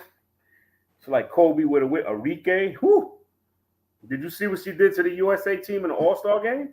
No, I only watched a little bit of the All-Star game. She cooked. Who was it? Taurasi and them. Oh my God! Right. Like you got to understand, they are nicer than them other girls, B. Yeah, they was cooking. Her in the All-Star. The nigga getting on me with the fly slammer jammer. Yo, that's Was LeBron. that Houston? LeBron came up watching those men. And LeBron realized when he had to play the basketball game, it had to be of a manly thing, when he first came in the league, He's still like that now. He was bullying them guys in the Olympics. You had to watch. I like that. I like the Olympic LeBron, but for the most part, I'm talking about, his early Cleveland days where he knew he had to become a man, right? Well, Go ahead. I just feel like I tell people I feel like he's the GOAT forward. LeBron. What? People say he's the GOAT period, but I feel he's the GOAT at his position. To me. It's weird because I don't know what LeBron is for me, man. I know he's a great ass player. He's a wizard with the basketball. Yeah. And I'm actually fine with that. He's one of the greatest I've ever seen. All that other shit, I don't know how to rate him because I have so many problems with his game. You know what I'm saying? I have no problems with his game because he can play almost every position. And he's done it for so long. I've never seen nobody do it. I know what it was. I think we had so much expectation of him to do everything in the whole wide world. That's the only thing. Because he can't do it all. He just can't do it all as good as this or this. He can't do this as good as that and that, but he can do it all, No, I tell people because it's too many debates. And I just feel like I just go by position. Like I feel like he's the GOAT forward. I could go for that. That's the best I could give you because I can't say offensively he better than certain people, B. No, to me, offensively, he's as good as he's in the conversation almost historically almost against anybody. No, he's as good as anybody. Right. I wouldn't say better. The only thing that hurt LeBron was that fucking Dallas shit, man. It's the only thing that hurt him. No, he knows a few things. He internationally, he was. I don't know. Like I said, I don't know how well you watched the game, but what you mean the Olympics that he lost? The Olympics that he lost, I the don't FIBA care that about he that. lost. I don't care about No, that. I do. Because I look at the international competition. Yeah, I don't care about that. I don't care about No, that. no, What I care about is that Dallas loss hurt everybody. Man. Oh, when he was in Miami? Mm-hmm. Yeah, I don't disagree. That hurt everybody. That's part of what I'm talking about, but just the NBA version. Yeah. I agree. It broke everybody, man. And just those losses were heartbreaking. Not that I'm a LeBron fan, but I mean he was the dude, Yeah. That's what I said. He's my. I mean, Dr. J, Larry Bird, and all them, but as small forward, Durant, I just put him in that. I put him as the GOAT at that position. Yeah, I could go for that. That's a fair argument. That's so fair. Because can't nobody play everything like him. I never. He's done things I never seen before. He's went at. He can play. He can handle the ball. He's like a point forward. You know what I mean? He can handle the ball. He's great, man. Yeah, his IQ. He's in the GOAT conversation, but my opinion, the GOAT for me, overall is probably Jordan. That's my personal opinion. But I go by position like Kareem and Chamberlain at center, Karl Malone, and I'm going to take it back. Bob McAdoo is like the other forward. Kobe's like my second or third. I like George Gervin right behind Jordan personally, but some people will debate that. But everybody. But what do you? It seemed like you rate all your shit on stats. Yeah, that's what basic stats and sometimes championships, like Russell. Like I think he's the greatest winner ever. Didn't we look up Nafisa? Didn't we see Nafisa Kalia before? Yeah, she's mad nice. She in the league or she just got drafted? No, she's been around. She's mad nice. She's the truth. I think she was in the 2019 draft. Yeah, she's the real deal. She's the real deal. Mm-hmm. She's been around. I don't follow the NBA like I could never debate a lot of things. I'm just like a fan since '96 when they came in when Cynthia Cooper and them was around. But yeah, Nafisa is definitely the truth. Whoever said that, I respect. I don't agree with their opinion. She's the best, but he said Oh, he said the best player? Oh, hell Yeah, no. the best player. No, but she's in the conversation though. She's the best player in the league to me is Asia. Hey, Bernie, so the question was, when you look at this draft right here and you see, what is it, 10 out of 36 black women or American black women, 10 out of 36 American black women, that the point of this video was to let brothers know the black woman has let this league slip from away from them. They don't dominate this league anymore. You know? And my question to Ford was, what do you think about that? You know what? Until you said it, I never even thought about that. I just look at it like, you know, basketball, right? Yeah, right. just basketball. But you got a point. You know, you got a good point. It's a lot of I mean, it's bad, man. It's bad. Like, I seen this girl, Daisha Fairplay. She can play some damn basketball. Yeah. But for the most part, so can these other girls. Yeah. Cardoso, she's Brazilian, I think. Right. Yeah, she's good too. What happens is black women are so systemically what he said this girl name was? Nafisa. Yeah, Carly. Yeah. Oh, I think we seen her at the 2019 draft. Yeah, she's the truth. Yeah, we seen her. Yeah, she's the truth. Because I was like, I didn't know if she was African or whatever. She didn't go to Connecticut, did she? I can't remember what school she went to. I don't think so. Yeah. He said she's the best? No, she's not the best, but she's one of the best. She should be on, if you know basketball, she should be on everybody's top 10. Yeah, she ain't go to Connecticut. I'm a Connecticut fan. I never heard. Yeah. I never heard of this woman. No, she's good though. Yeah, I heard of her. I forgot what college. I remember when she was in college. I just don't remember the school. But she's look like a Tennessee girl. Yeah, she's good. Oh, she did go to Connecticut. Oh, that's what I'm saying. I thought it was Connecticut, but I don't debate stuff unless I know for a fact. You supposed to know that, man. What's up with you? No, I remember her. So she tearing it up in the league. She wasn't the shit in Connecticut like that. She was always an elite player, in my opinion. I remember her. Yeah. I think she was on the team. I think Paige got hurt that year. I think she was on the team. Was she on the? No, that was a little bit. I don't know if you saw that game where that girl hit that shot against them from Mississippi. But I think that was before that. She got there. She kind of nice looking too.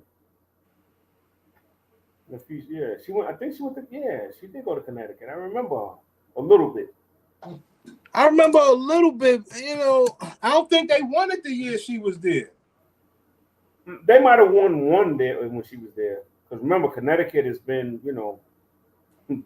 bringing the pain for like a decade. Yeah. Yeah. When did she come out? 2019, 2020. Was that? She's been in the league for a minute. She's been in the league for a minute. Okay, 2019. Right. We seen her on that draft, right. Yeah. We seen her on that draft, right. Kind of nice looking. Yeah. The other nice looking one, she should be in the league too, but Liz Campaign, I don't know what happened. She used to bring it, man. Damn, so she followed Maya Moore. Yeah. Yes. Oh, okay. So I said Connecticut. I wasn't, but you know what I mean, like. Right, I don't remember her, man. I don't. Yeah, my mother told me. She must have came after Maya Moore. Yeah, my mother a little bit after. My mother used to tell me nobody knows everything. So I think she played there, but if I'm not 100% sure, I won't debate it. I remember her, but I'm not sure if they won it when she was there. We'll check. I think they did. I think she got one. I think she got one. But yeah, this is what happened, man. The draft is messed up. The draft is taking a turn, and it's only going to get worse because, it was a black girl that played for Stanford. She was a freshman. She gonna be good. She was like 6'5". She was athletic. Played under this girl Brink. Played under this girl. Yeah, she was pretty good. Yo, she was the shit. Yeah. Like her and that freshman girl, like Stanford had a decent squad.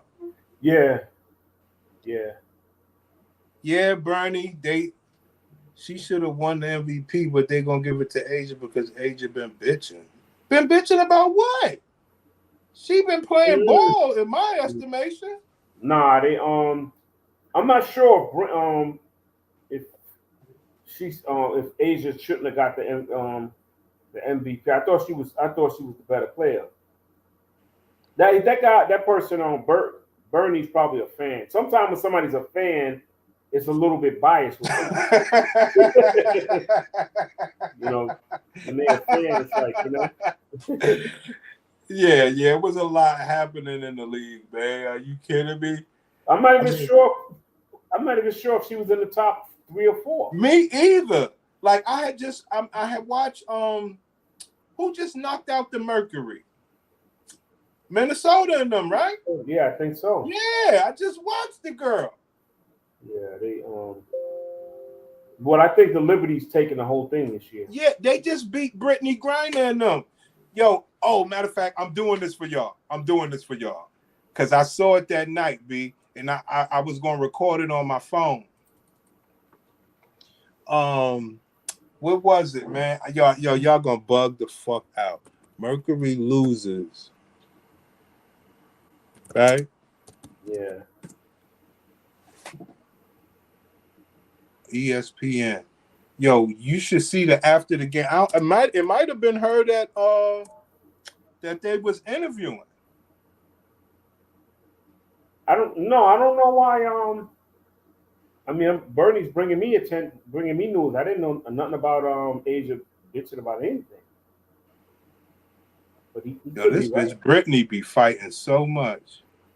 She's a little bit. She got like masculine energy. Sometimes a little bit too much.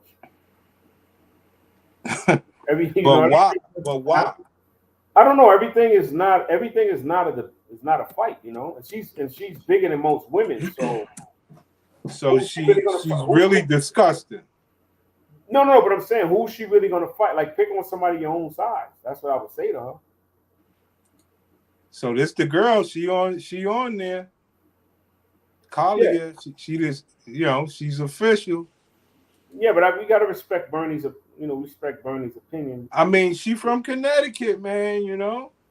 And like I said, I just seen Minnesota beat the Mercury the other day, B. I just seen it. Well, I just feel this year everybody's playing to see who comes in second to the Liberty. Liberty's taking them. Yeah. You know how we do over here, player. I want to. Right, Minnesota did that to them. Right, I was watching this. I want to see the after. No, but that was no surprise though. Who was surprised? Oh, I didn't know. I didn't see Minnesota this year. Nah. Playoff loss. What was it? Caitlin. Who did they interview? After the game. Oh, I don't know. Minnesota win. No. Okay. Lynx win. Series. It's post game interview.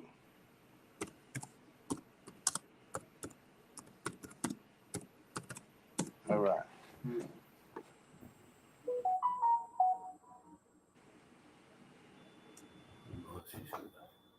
Dang. So she is getting all the press. She is the shit. Damn, yo, y'all gotta see this. When they was interviewing, it might have been Collier. So we might have to put that in there. They was interviewing Collier, right? And Brittany Griner, as soon as she lost, she went and grabbed her lesbian lover, right? It was crazy. You guys see this shit. Yo, it was crazy, B.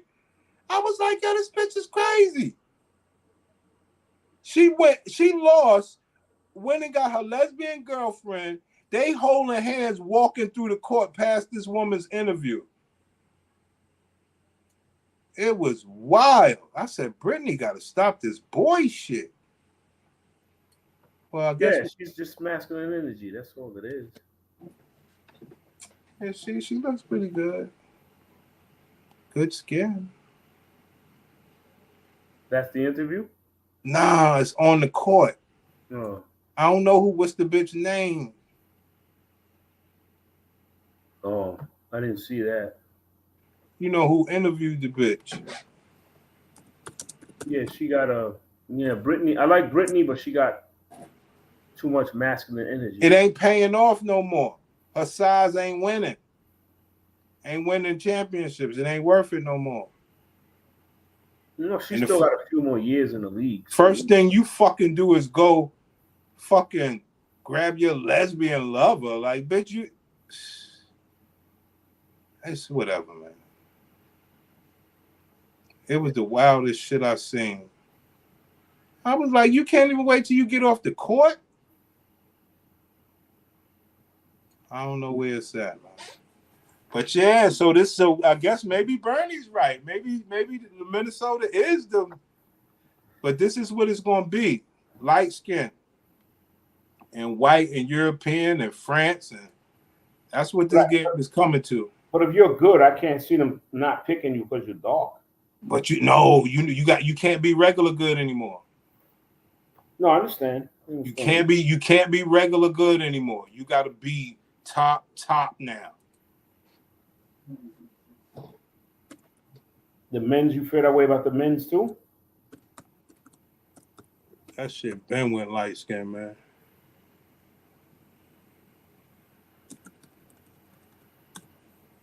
That shit Ben went light skin. Yeah. You know? Mm-hmm. Because they can't like Anthony Edwards can't be the face. LeBron was the last dark face. That's what I heard they was trying to make his name come up in the convo. I don't know if he's good enough to be the face. That's a whole nother problem, you know? That's a whole nother problem. He didn't attack. They say Tatum's supposed to be the best on the Celtics, but that dark-skinned guy got the MVP. But that's a whole nother thing. He wear braids and he it's gonna be light skinned.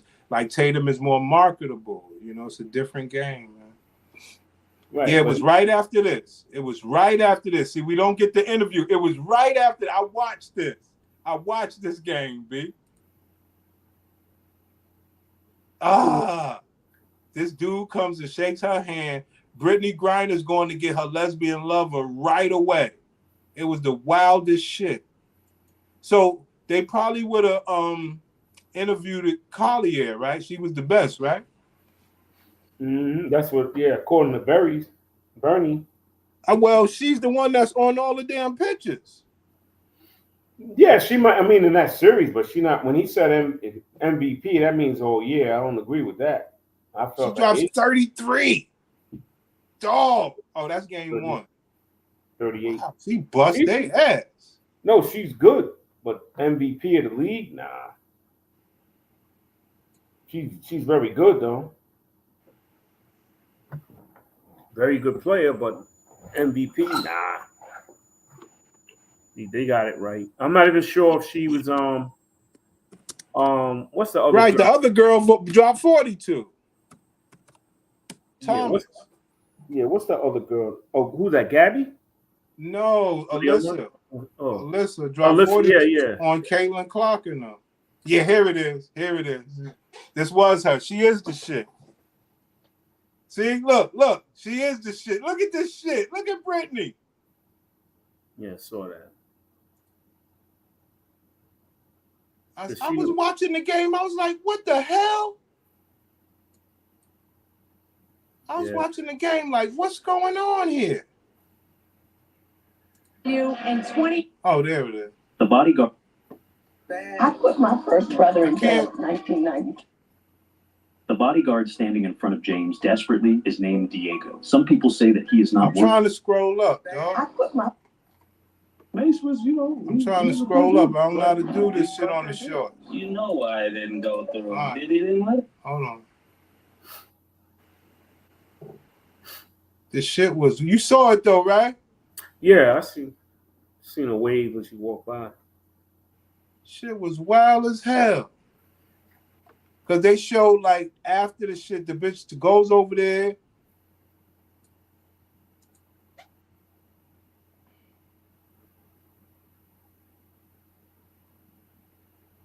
Yeah.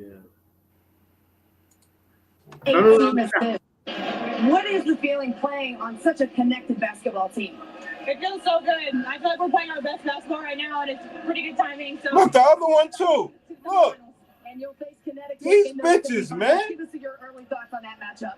they're a great team. It's going to be a war. They're a great defensive team. They have really great players, so it's going to be a battle. All right, thanks, Nafisa. Thank you. Nafisa, another career. Look at this bullshit. I didn't see the other one because the camera goes, it follows Brittany. It follows Brittany. She goes and somebody calls her name. Then she walks back over there and then she grabs the girl. Then they walk through the tunnel and it's wild. But I didn't see this other girl. You saw the other one? Yeah, it's such a connected basketball team. It feels so good. I feel like we're playing our best. That's what I'm talking about. Look at this. Look at this ball. Look at this bullshit. Good timing. Come on, man. I'm watching the game. I'm just trying to be cool. And I'm watching all this lesbian shit. You know what I'm saying?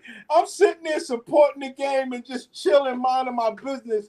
As soon as the game and they get straight lesbian on me. And that's a problem that I have because they some stingy ass people, dog. The men can't even be groupies and get none of that. Come on, man. Come on, man. I never knew that. Fucking lesbian affair, B. We ain't got a chance in hell. Well, I think the league is like probably, if not half or more, it's probably half lesbian. Anyway. Nigga, they said 90%. B. Yeah, I ain't surprised. Each his own. I mean, each his own. You know, they like girls. You know, what are you gonna do? Yo, I want to get Brittany again because Brittany got the little fat girl. I like that. I like that. I like that. Face Connecticut in those semifinals. Give us your early thoughts on that matchup. They're a great team. It's going to be a war. They're a great defensive team. They have really great players. So see, we missing the whole interview, man. Yo, I gotta follow. Look at Brittany. Brittany got the shorty. Manned up on you right in your face for it. Yeah, it don't bother me. Career night. Each his own, you know. Wow. Where's that interview at, B? That's the interview I'm looking for. But yo, Bernie was right. She is the shit. And you was right. She did play for UConn. How I missed that. You know what? I remember her, but I wasn't 100% sure. And I know he's Bernie's he's Bernie. So he's right. He's right about he's good, but I don't agree with MVP, but she's definitely in the conversation. Definitely in the same sentence. But she's a great player. Fuck, man. She's definitely a great player. You know, she's doing her thing. I don't see them beating on the Liberty though this year. This dude said it's about to go down in the locker room. Yo, look at this Real Talk Single Fathers. It's only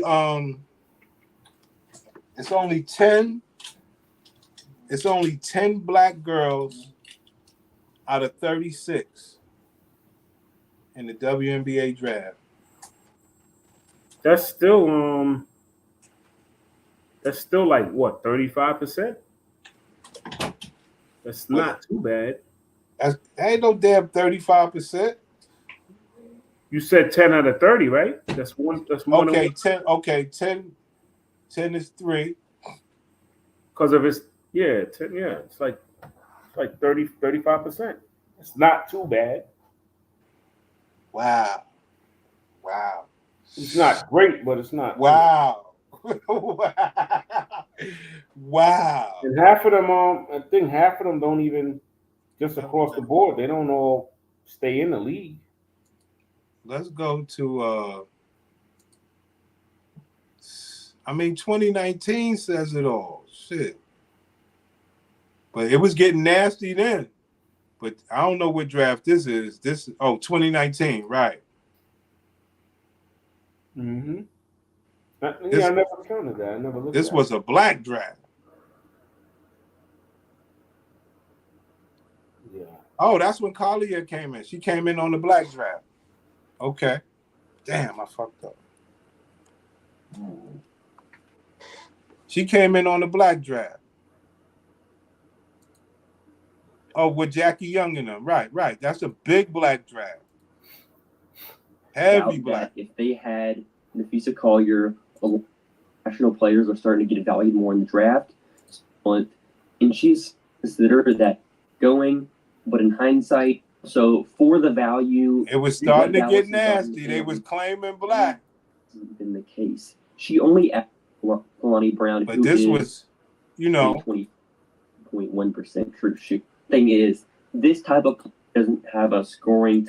Everybody else 0.3. Oh, that's the girl that was. Anyways, this the bitch right here, right? I don't know. It was one of them girls who they was like, yo, she passed the ball to her fiance. Some wild shit I was listening to on here. I'm watching the ESPN clips versus Caitlin Clark. She's like, she passes the ball to her fiance. I said, oh, God, come on. Did you see the Jason Whitlock? Oh, Bernie coming to get some. Bernie, you there, Bernie? But yo, yeah, I'm here. Peace. So what you think about the WNBA leaving black people alone? Leaving black people alone?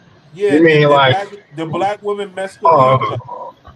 Yeah, they yeah. So well, first, can I just address the Nafisa and the MVP? It is pretty quick. I ain't gonna go long with it. She came in second place voting an MVP, but she mocked Asia every time they faced. I think they played 3 or 2 times, but they swept them. They swept the Aces, and she mocked Asia Wilson. The difference is, I think, in why Asia got the MVP. This is my opinion, because they've been riding that social justice. Every time Asia opened her mouth, she's talking about some kind of injustice. Black women is, I'm a black woman. It's hard. Ford did say that, but hold on. Yeah. Hold on. I need to ask you some questions. Mm-hmm. Do you think that the black woman abandoned the black men and black boys where Angel Reese should have had more backup? Yeah, I mean, you know what's funny about that though, Prince? It's the majority of the supporters of the league is men, black men. Women don't support that shit. That's true. Like think about it. You said you watched the game, but did you watch it because your gladiator was watching it, or did you watch it? So it's that's an important part, and it still plays into what I said. Had they not abandoned the black man, we would most certainly have our girls watching. Right. And that's the thing, like I've been saying, when Caitlin Clark came in the league and they all hollering about these new fans, and it was a small, a portion of people saying, like, men is who've been watching y'all, period. Like, men watch sports, and if you like me, I'm a basketball junkie, so I love basketball. Hold on, so Bernie. Hold on. Right. Hold on. Why don't black women in the WNBA never give credit to the people that taught them how to play ball and how to, be aggressive and all this other stuff? That's an excellent question. And I think they closed themselves up in a bubble, man. They created themselves as their own species. Hold on. Like their own race. Hold on. I'm gonna let you go. How come they don't have an entourage like Nicki Minaj or somebody, where black men get to earn money off of them, be a part of the entourage and stuff like that? It's something you said earlier where you looked at Britney and her fiance. They selfish. You know, they want to, they really want to hoard up lesbian affairs. This is my opinion, rather. I just think they close out, man. They've created their own society, and they live amongst that society in a bubble, and they think, you know, like they're their own species. So that's why, you know. Well, okay, And the that's just my final opinion, man. question is, which you already have the answer, is do you think that it's selfish that they won't recreate other girl babies and they want to be the only ones that ever played in the WNBA? Yo, that's, you know, that you said that because you asking questions that's actually making me think, and it's weird because that's the whole point.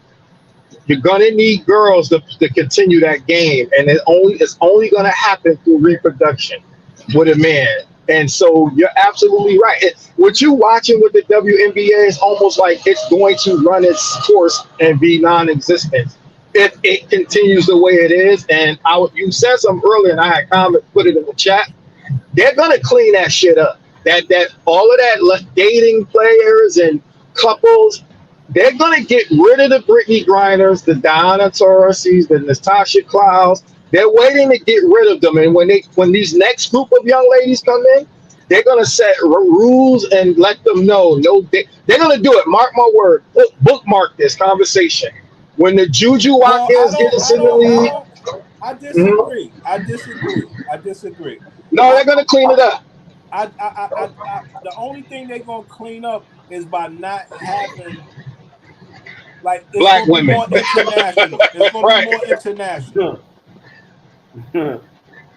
Mark my words, for the health and the longevity of the sport, they're going, and they might not. I'm not saying they're not gonna announce this. Like, we won't know this, but they will internally when they got the CBA collective bargaining agreement, and they let them know, hey, this is what the owners want. Y'all want more pay, and they got to come in the negotiation table. It's just like any other business or job. You can't get a job, and when you go through orientation, those are some certain jobs, not all, but they'll tell you, hey, no dating, no All couples. right, hold on. You know what I'm saying? Hold on, Bernie. Hold on 1 second. I disagree, Sean Ford. What you think? I think that it'll be too political for them to do that. So that it'll remain the way that it is for now, as far as that. Unless it becomes too many domestic issues. But I don't think that's going to change. Not in the near future, anyway.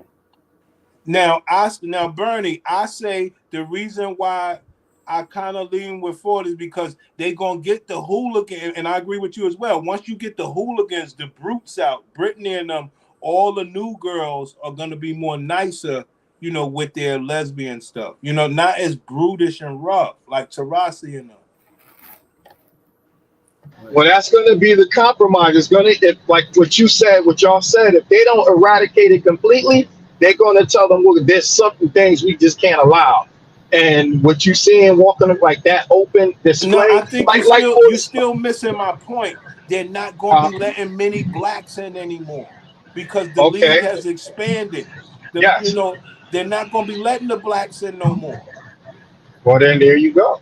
I mean, because go ahead. Mm-hmm. No, I was just gonna say. I mean, they're gonna.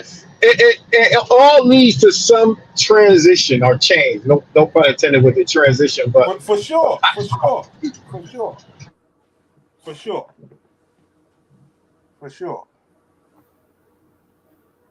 I think if they want, see, then we watch this league. It's a question that you asked me. If they're grooming this culture of LGBTQ, and they want that to be a closed society, then the game won't grow, because you got to have daughters growing up that fathers take to AAU and get them involved in basketball, because 90% of those girls got into basketball through their big brother or their fathers. Well, you're defeating your own argument. Go ahead, tell me how. Because you're only talking from a black perspective. Because all the other people got fathers, and all the other people going to continue to make babies. Well, I'm speaking to the idea that if they continue in the way they are going, the game is going to extinct. No, it's Or the not. girls' game. You gotta understand, they're going international. They're going. Okay, then I'm missing that point. You're right. I keep Yes, forgetting they're that going. point. I'm They're sticking going. with the black girls. Luka, Joker, Wemby. Luka, Joker, Wemby. They're not going Anthony Edwards, Jaylen Brown. Not happening. Now, I would only thing I would add to throw a little curve in there is if you think about it. You could expound. Unlike the men's game, the girls' game, the American girls are always going to be better than the international girls. I disagree. I don't see a lot of international stars. He just said Gabby Williams played for France. But she was raised in America. Gabby Williams she went to UConn. She wasn't born in France. Well, don't say that. It's the same thing. It's like what you call it. Barrett that played for the Knicks. From Canada. Okay, but see, that's He went to Duke. But see, what you got to understand is you see where they were reared. They were reared in the States. Find me some international female players that were reared in their countries and then came here and was dominating like a Luka or a Jokic. That I don't see happening. The girl from France, she coming. Well, you got Sabu. I think her name is Sabu Satali. Yeah, she's from Germany. She's nice.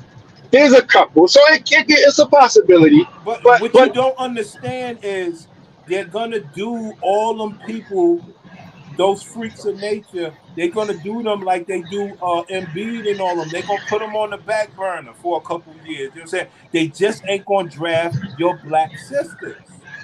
You know, marginal players are out. You gotta be Juju. You gotta be the top. I can see that. I can't. You know why? Because it's for the survival. If the league is about money, and it ain't gonna make money with the sisters. I'm just sorry. We see what they're doing to the league now. Everything you see happen in the last couple of days is mostly sisters at the root of it. Look. This bald-headed girl that played with her. Look at the bald-headed girl. This one right here. There ain't gonna be no more of those in the league, though. Facts. Like they don't see what's happening. Ain't gonna be no more of them bald-headed and looking wild. They're not gonna even draft this girl right here, and she's nice. But it's not happening, bro. You gotta look at Natasha Cloud. I mean, she's looking hideous. Hideous. And then you gotta listen to that bitch talk. Her voice is like fucking. Yo, they're getting rid of that shit, man. There it is right there. She's a beauty, boy. Nafisa is, whew, Lord have mercy. Oh, she's so. What about this one right here? Excuse me. Yeah, that's out of there. Like, they getting this out the league, baby boy. Like, I'm telling you something. Like, it's gonna be only women like this. Ain't gonna be none of this over here. I'm telling you where the league is going. See, because the girls from Europe, they got hair, and that's all the league cares about now. They don't care about, like, you got to be a special player. That's all I'm saying. Juju Smith, and she was like, it's a girl from South Carolina, was a freshman. She ugly as hell, but she is the shit. Y'all know Fulani or something like that. Yeah, I know you're talking about. She is the she shit. She looked like a dude. She looked like a straight dude. Bro. She looked like a straight dude. I know exactly what you're talking about. She gonna be the top shit on South Carolina this year. She's that person. Hey, look up this girl that played for Dallas Wings. Her name's Sabu Satali. She's an international player, and like you saying, she fit that description that you're talking about. She got a element of that femininity, nothing like to be done. This is what you'll see when you look her up. I mean, like I said, I'm messing her name up, but she played for Dallas Wings. Sabu Satali, whatever. I don't know the bitch. She come up your screen. We probably got I put up. don't know how to spell it, B. What team she Yeah. play for? She played for Dallas Wings. The Dallas Wings. Oh, that's the name of their squad? Yeah, Dallas Wings. And she light skinned. Might be her right. That's her right there. The next one down, I think that with the black hair. I think that's her. Might be her. Is that her? I don't know. That Right. look That's like her. her. That look like her. Yeah. So that's kind of to your point. Yeah, that's your point. She international. She international for real. That's what they doing, man. I'm telling you. Mm-hmm.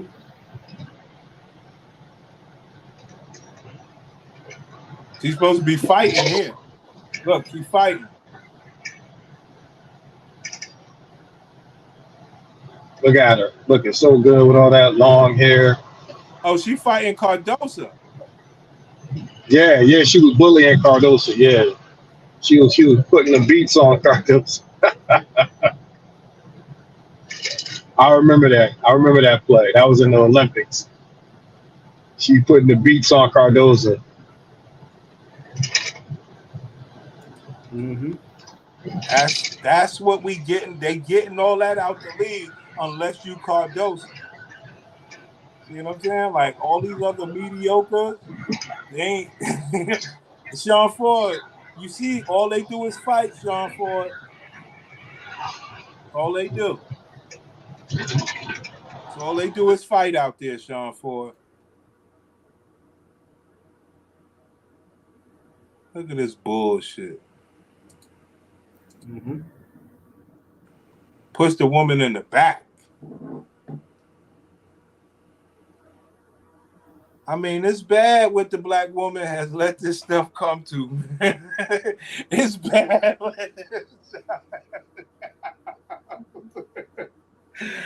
I don't even know what to say anymore, man. I ain't gonna lie, man. It's pathetic, man. It is. It's pathetic. Can we agree on that? Like, you got the international girls. They are the stars. The black woman has let the league go. Sean Ford don't want to believe it. He believes that, like, Cardosa's black, Savali's black. They got black in them. I ain't consider they identify with the black community, but they got the Wnba twins are black. All these people. Well, you don't feel they got black in them? The Wnba, they African.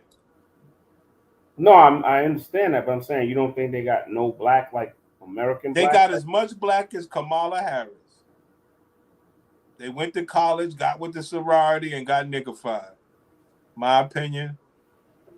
No. I'm saying no. I don't disagree with that, but I'm just. That's how they got black. Yeah, I understand. Especially going to some damn Stanford. Yeah, I understand that. You know what I mean?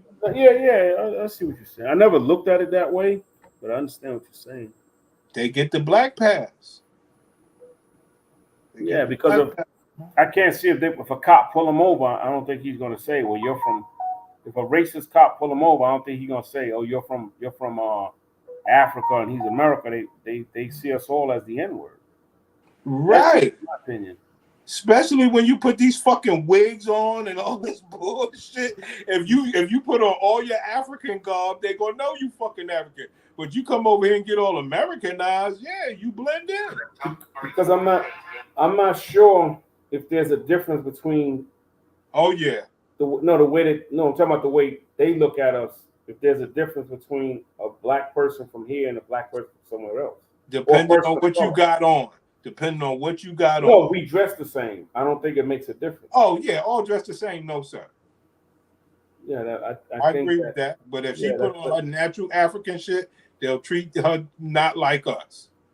No, I'm saying like, we're on YouTube, so I can't really say it though. I don't really want to say it. I don't want to, offend or, one time I was on YouTube, somebody's page, and they said you can't say this and that. So well, you can say what you want on my shit. I'm not even monetized. Nigga, no, I'm just saying I don't get no cash apps. I don't get nothing. I'm purely having fun. No, I'm saying if you go to If you go to, do you know what a sundown town is? Yeah. If you go to a sundown town, I don't think they see you differently, no matter what you're wearing. Like that. How do we say it? You Jamaican, you Dominican, you Puerto Yeah, Rican, but y'all all niggas to us. yeah, that's a horrible argument. That is horrible. But they You know know that's how why? they see Because you. you're not talking. Okay, that's the downside. What's the benefits Of what? of the same people? Their attitude towards us or white supremacy? No, this like the same person that's mistaken for us. That's the downside of them being mistaken for us. What's the benefit of them not being mistaken for us? Like they get to go back to their own country where the money over here values more, where we can't do that. They got big benefits of not being us as well. You understand where I'm coming from? I understand that, but I think While that's you irrelevant. want to posse them up with me when I can't go back to their country and do the shit that they could do. No, I'm not disagreeing with that, but I think white supremacy don't look at it that way. That's how me Right. and you look at But it. as a black person, you're not looking at the benefits you don't have when they claim they ain't black. Well, no, I agree with that, but I mean, when you saying you ain't black, does that mean you saying you're not a person of color? What are you saying you are? What I'm saying is what you just illustrated. You said Dominican and African, all that stuff. They get to go back to the Dominican Republic. You don't. So that's the beneficial side. But the downside is they dress like us in America. They could be mistaken by us by a white person. But at the same time, they get to go. I don't think white supremacy sees the difference. Right, that's the downside. But the benefit of them not being your black ass is they get to go take this money to Dominican Republic like Big Poppy and A-Rod and all of them. And, or dealers, Poppy and them from up the way that's, working or whatever, send their money back, build their house. We can't do that. No, actually, you can. You know what I mean, man. Yeah, I know what you mean. But you know what I mean, brother. Yeah, I know what you mean. You know what I mean? I understand that. I understand your perspective. I never looked at it that way, but I understand what you're saying. Like I don't always look at things the way other people do, but I understand that. Right. Right. Because I don't know if you willing to see it, but I will say it like, well, hey, bro, they got benefits that you don't got. So yes, they got the downside that you got, but what about the benefits? They get their grandmama and them is still over there. They got family over there. But with an American passport, I can do things they can't do. I don't know if you realize that. Or we could do things they can't do. Right. They got to go through hell to come here. If they don't come here illegally, that's why so many, if they try to come here illegally, it takes about 3 or 4 years. I don't know if you know that. Right, I understand all that. So, but with my pass, I could just go get my passport and I can go to those countries. So I got benefits they don't have too. It's a two-way street. Right. I don't know if you look at it that way, but that's I do. But trust me, I do. Because they say the American passport is one of the best, if not the best. No, it is the best, baby. That's what I'm saying. So they might look at it like that. They may say, well, you got an American passport. You can come to my country. I got to go through flip hoops to go through yours. They might look at it like that. I remember one time, like I said before, I had stayed out the country, I guess over my 2 weeks or whatever. I stayed like 6 weeks or whatever. Like I had to pay to get out of there. Yeah, it's only like $50 or $60, $100. No, maybe because I paid on card. I think it was like $130 or something, $180. Yeah, I took some long trips like that. Yeah, and so I mean, that when I went over there, but they was real nice to me. I didn't feel no racial vibe when I was over there. Now you're talking. Yeah, I didn't feel no. I mean, now you're talking. But they was more or less than black and white. It was more like American or not American or wherever. They was calling you your nationality more so than your race. I think in America they more so to call you your race than your nationality, but overseas is the opposite. Like I said, I'm not black, I'm Dominican, but that don't even make sense. Like I said, you're a good man. Let's get that established first. Yeah. But at the same time, I know what you mean, though. I understand that. I mean, like I keep trying to tell black people, we were second in this country. I agree with what you're saying. I understand that. We had that benefit. I understand that.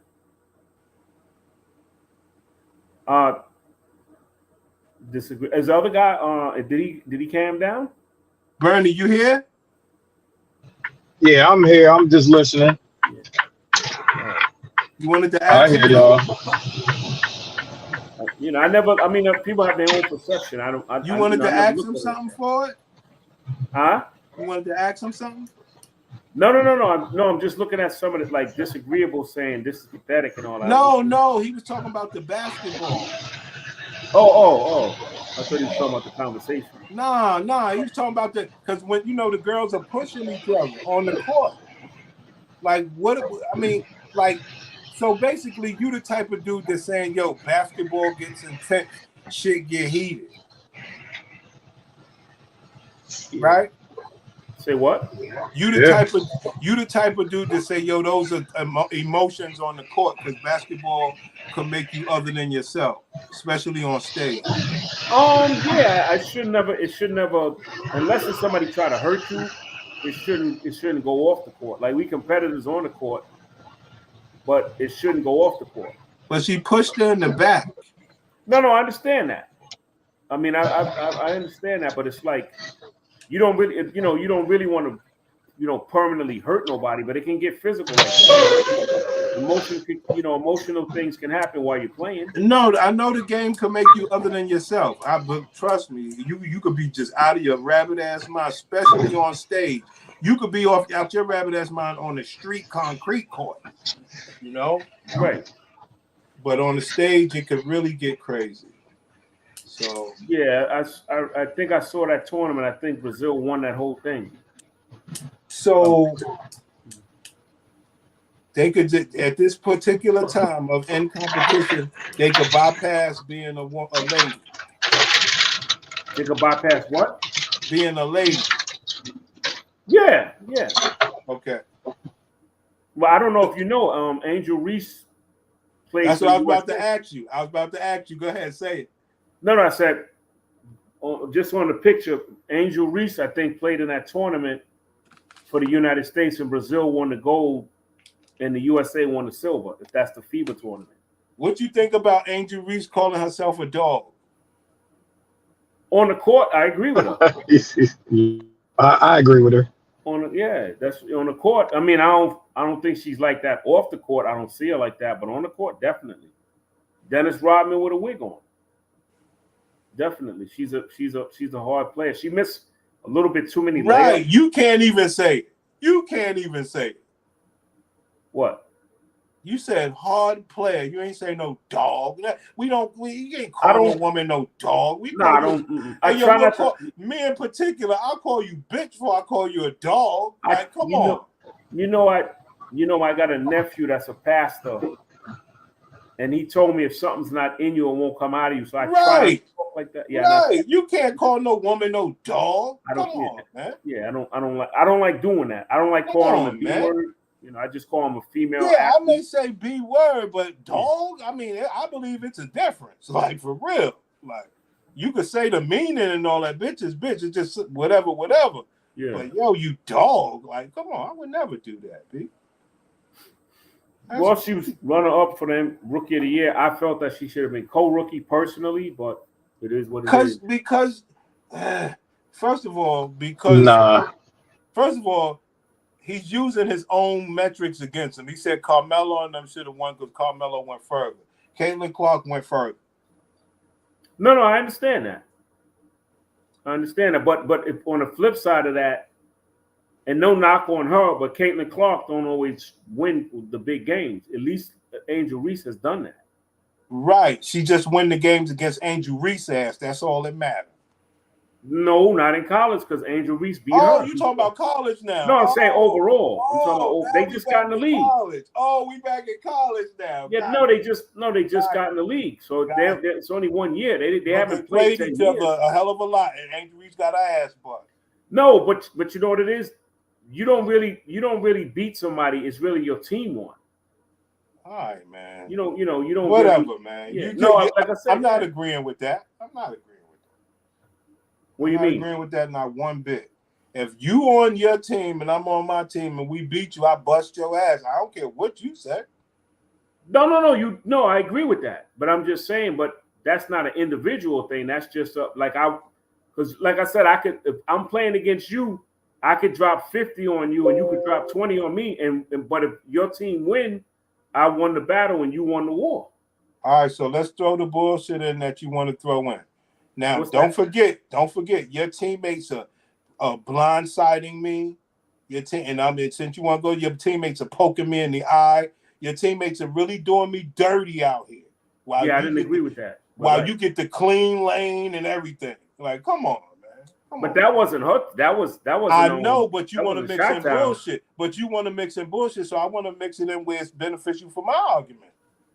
No, it's no argument. No, I felt You that said they was 50 points. Them bitches ain't dropping no 50.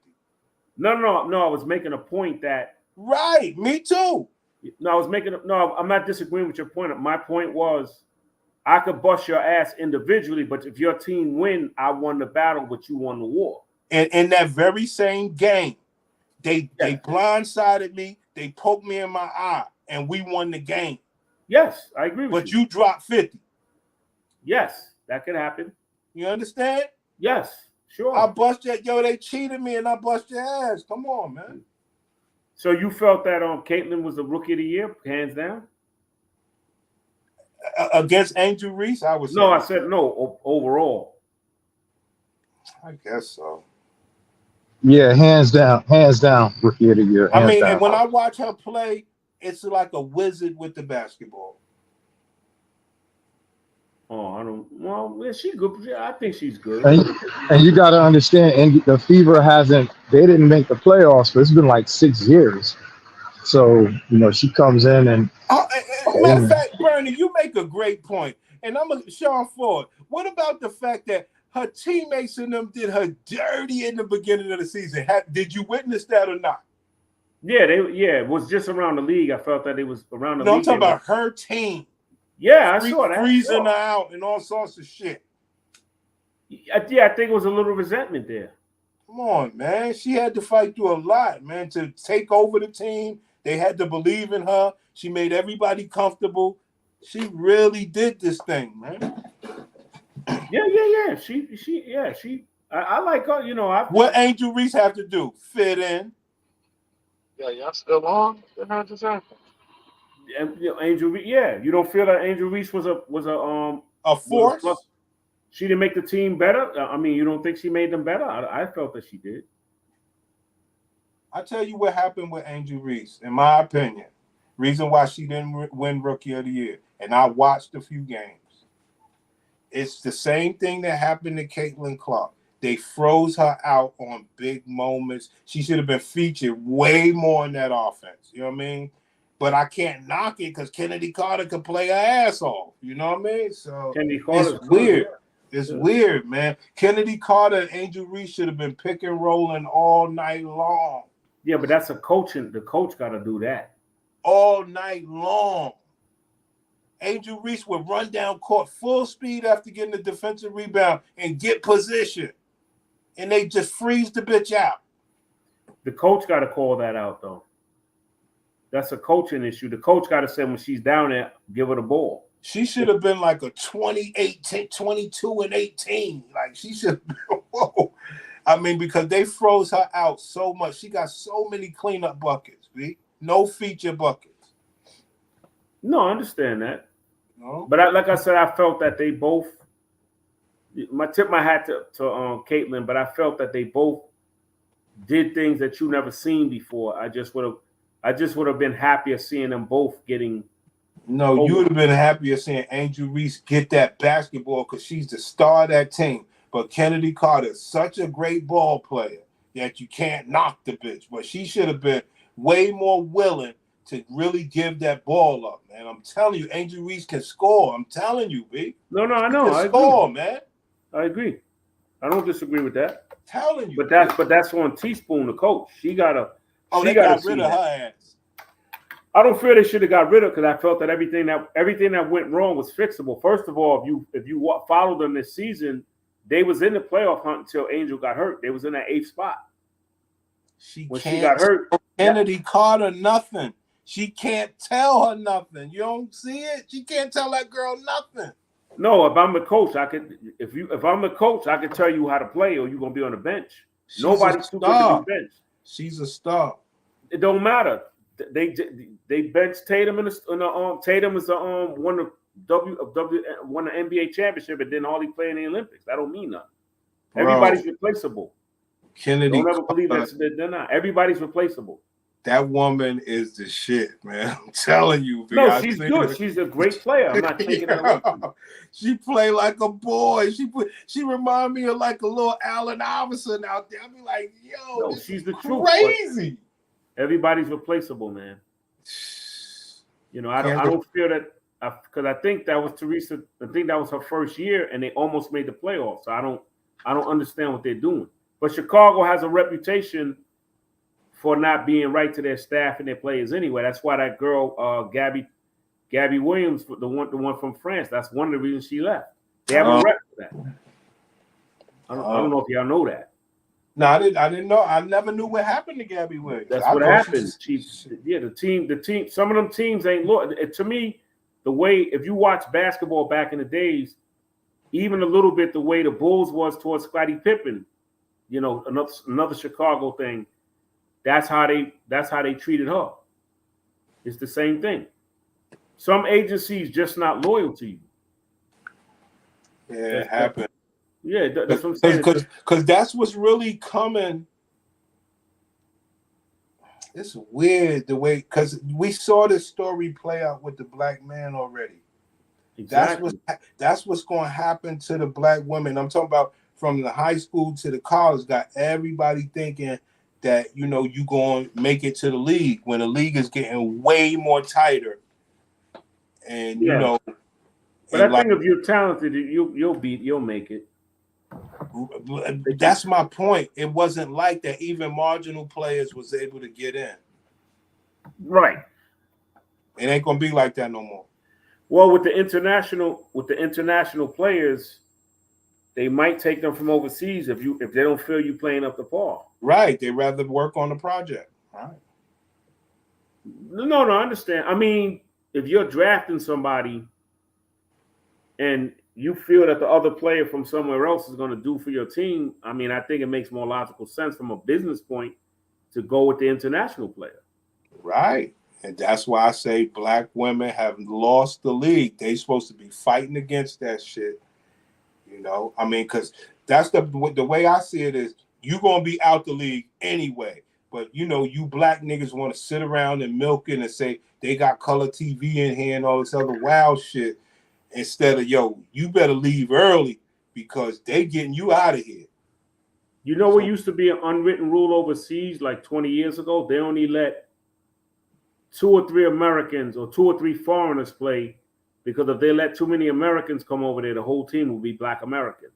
The United States might have to do that if they want to keep us in there, but they probably won't do it because they're going to say they're going to get the best players.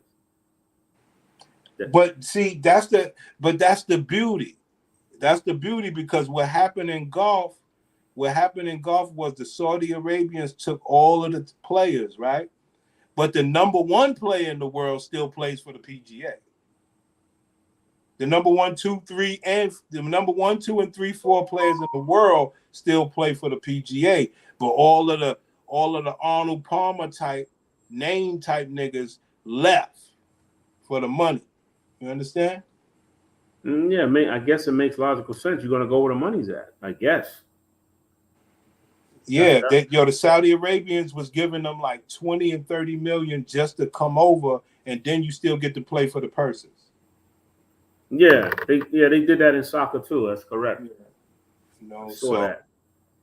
Yeah. I mean, you follow, you know your sports. I don't know it like that, but I think I know what you're talking about. Yeah, that's what happened. But the thing is, like you said, if they let the people come over there, we would dominate their stuff over there, and it's just what need to be happening, man, because they phasing us out.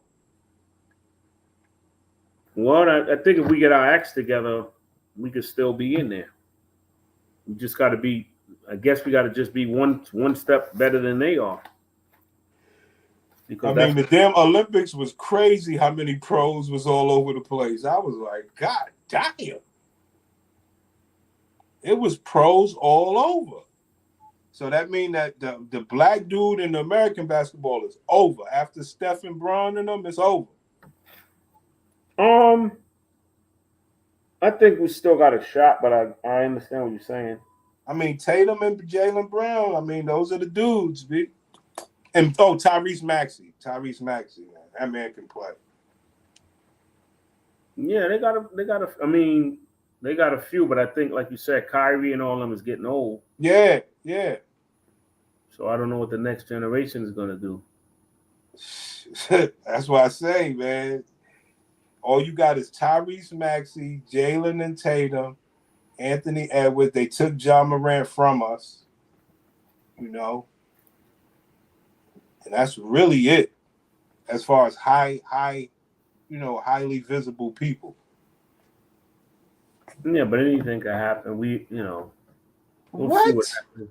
See, that's where I'll be disagreeing with you at when I say they got us outnumbered. You know that already. There's no anything can happen, brother.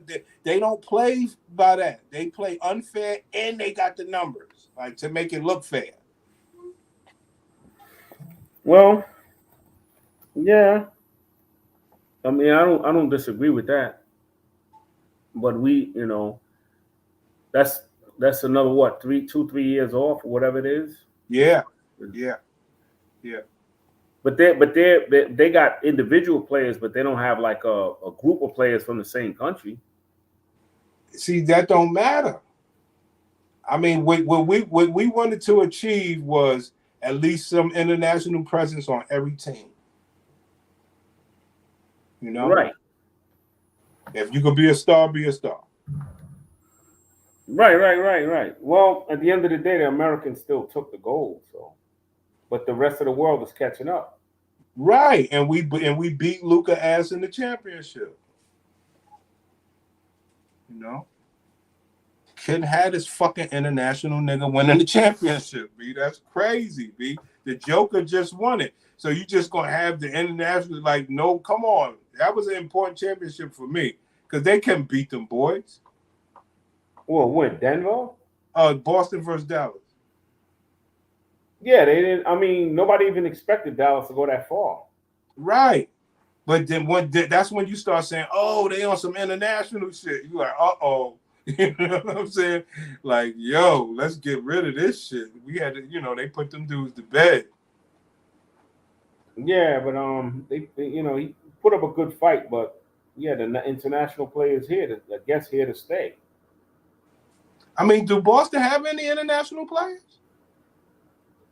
Well, what's his name is American Dominican. The little white dude, right? No, Al Horford. He's Dominican. Right. He Puerto Rican or some shit. Right. His father's right. Tito. Right. Yeah. So they had a Carl Anthony Towns that's coming to the Knicks. He's Dominican descended. Okay.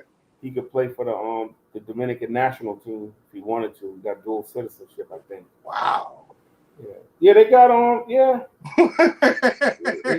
they're making international competition.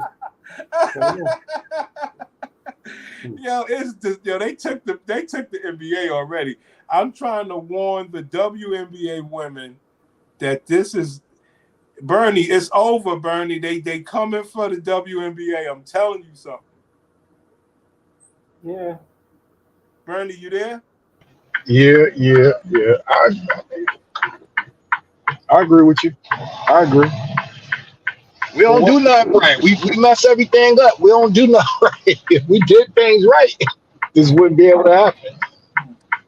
It's like you said earlier.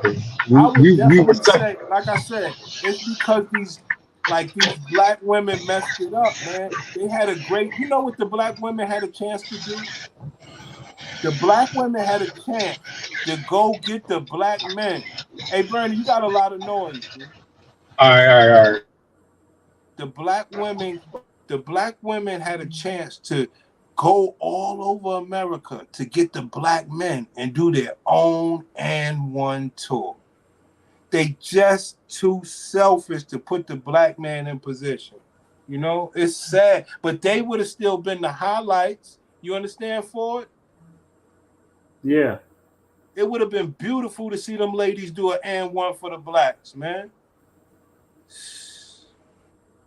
They got all the pull, all the power, lighten it up, and they do it on their own. You know what I'm saying? And had the whiteys come want to pick their shit up or shut their shit down. Yeah. Because you're gonna win as far as like with the YouTube and all that stuff. Everybody gonna tune in. Sad, man. Really is, man. What they did to this game, man.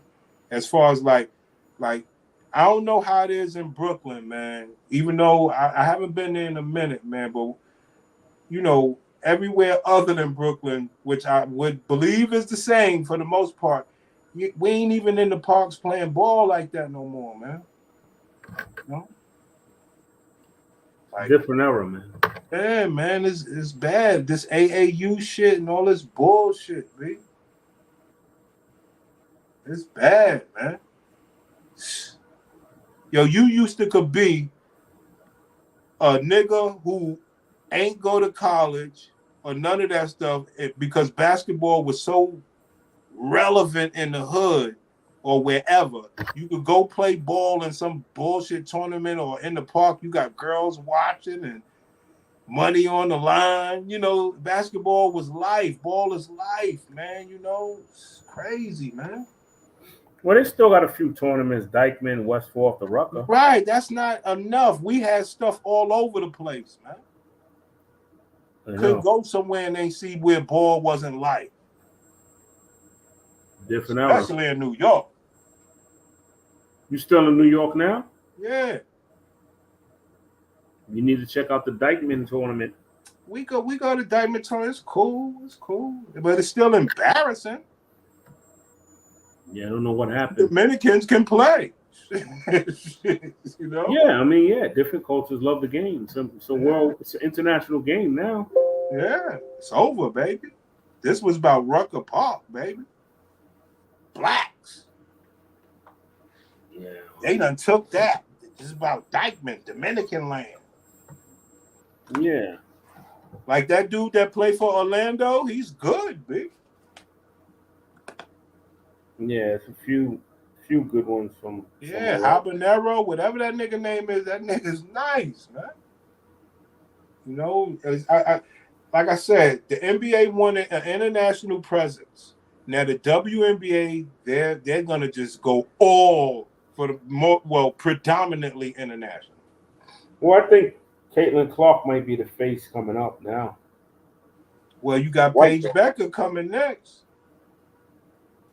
I'm not sure if Paige Becker is going to have that same kind of effect. No, but she's going to just be the next face. And if they could get Paige versus Caitlin, you know what I mean? After Asia and them, it'll just because she's going over there. They said she's going to LA to play with Brink and them. If she go number one, She should be number one. Yeah, she going to LA. They're gonna have a squad. You know what I mean? She should be the number, as far as I can see right now. If she comes out next year, I don't see nobody coming in front of her. Right. I mean, the only person you got a chance is that girl from South Carolina. No, I don't think she's better. Right, they ain't gonna give her the ball. Right. Yeah, and Juju's not coming out. Juju got a shot. Right, too. Juju. If Juju come out, that's a whole different story there, boy. I think she'll be number 2 still. Wow, that's crazy. Because Paige is a little bit more established. Right, she's a veteran. But I tell you what, if Juju come out, she's way more marketable. So I don't know. I'm not. You know what? I'm not going to argue that. But she's still Juju's still like a person of color or black face. She got that Hawaiian in her. You know what I mean?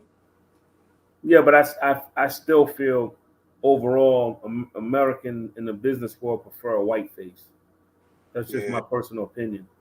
Paige ain't never gonna change her hair. Yeah, exactly. That's her problem. She won't change her hair. She's I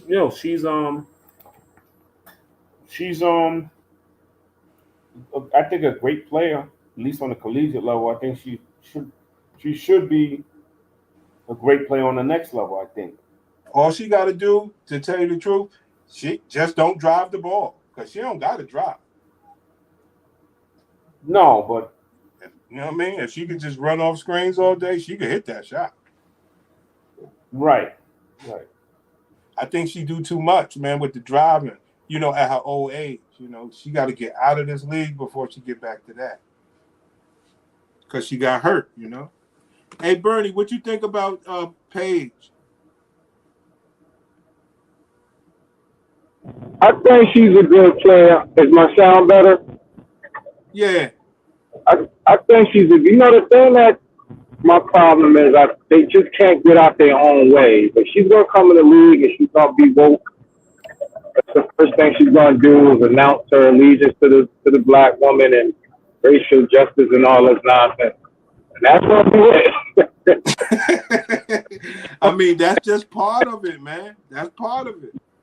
And that's my thing. And so once they do that, I think that after that is just they diminish their own because they're putting other things in front of the actual game. You see that a lot with a lot of these players that they and even like, you know, certain players with these relationships, it's a conflict. It's a conflict of interest because if you are my squad and the other player on the other squad, when we compete, you're not gonna do. I don't know. You're just not focused. It's like yeah, they said they had to bench the girl from Indiana. Because she wasn't screen. Look, she had a set of screen, but if she see her girlfriend coming, she not setting the screen.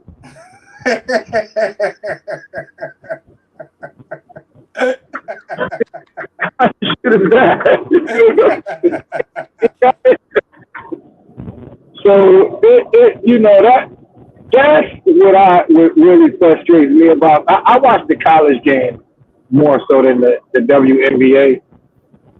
I agree with that. You know, I only literally tuned back into the WNBA this year because I was following Caitlin Clark and seeing how that story played out. Yeah. And yeah. And you know what? I think it actually played out the right way because they gonna see the playoffs ain't gonna pop. You know what I mean? The way it's supposed to with Caitlin Clark. I'm sorry, it's just what it is. Right, half of the viewership is already tuned out. Ain't nobody checking for it. I mean, who the hell wants? Ain't no drama. I like drama with my basketball. Right. I like a little drama, baby. You know? I like that shit. Yo, they trying to stop the Great White Hope. I like that. You know? Who's that, Caitlin? Yeah. Yeah. But, you know, she ain't, like I said, the only thing I say about her, people, as good as she is, she always lose the games when they really count. That's fair. That's fair. That's fair. Yeah, that is true. Somebody said she's going to go down. I was somewhere else. They were saying she's going to go down as a stat leader, like a Dan Marino or John Stock. Like, she'll fill up the stats, but when her career is over, you won't ever see like a championship, which I don't know. I think that if she, once she becomes a veteran player, I think she seems to be intelligent enough to put herself with the right pieces. And in the WNBA, that's not really hard to do. I mean, how long is the contract? She on her rookie, so that's like 2-3 years. Right. You know, she getting out of there, but she gonna go with a powerhouse. Trust me. She gonna do the Kevin Durant on you niggas. But and see, I'm a little bit of a, I guess, I don't know, maybe conspiracy theorist, but I think that time some of this is orchestrated And I think that the WNBA, if they want to have her win that championship, they'll put it together. But then that's another question because right now they bow down to the yes queen, and you know they kind of not doing business because they're going along with the narrative. You know, the black woman is a victim narrative. So. But but the best part about that is the fact that they're doing that. It's called what they call that shit is called false power. You know what I'm saying? Because you gotta understand they're doing that while they're baiting them into inclusion of drafting all international and all this other shit while phasing them out. So it's all false power. See? I see the play you drawing up. I follow you. Yeah. Like, because this ain't regular. Like, we saw it happen in the NBA. It's the same thing. You're not gonna have Ja Morants and gangster niggas with braids out there being the face of this league. You know? If you can't be LeBron or Steph or Jason Tatum, we good. Or Joel Embiid on some masculine shit, like, you know, the big strong softy, you know, like, we good. We not having none of this Allen Iverson shit. Okay? Yeah. They still in the Allen Iverson phase in the WNBA, wearing all these dumb hairdos and shit. They don't get it yet. You know? Well, we'll see what happens. Soon they're going to have a dress code for it. They're going to have a dress code on their hands. Ain't going to just be coming here with your Gucci sweatsuits on and all this stupid shit. You know, but they got it good. They blew it. They had it where they. Oh, Bernie, that's what I wanted to ask you. Bernie, would you have tuned in if Collier had went to all the hoods and started an N1 mixtape, you know, with hood niggas playing ball and stuff like that? You said would I have still got behind? Well, you had watched it and stuff like that. If she did her N1, and she was promoting the men playing N1. Black, she going around to the hoods, getting players and stuff like that, doing N1 and all that. What? Yeah, absolutely. Right. Absolutely. I don't think that's the thing. I don't think we are not non-supportive, men. We're not like that. We are not closed off or shut off. We're welcoming. We embrace the love. It's our sisters. The sisters is like, fuck all that shit. I don't know where it comes from. But I was gonna say, when you said something about this international thing, and I was not to shift topics, but I like to watch these bands, the HBCU bands. Yeah. And I was saying to myself, and I was thinking, man, I was like, damn, you starting to see, Mexicans on the bands.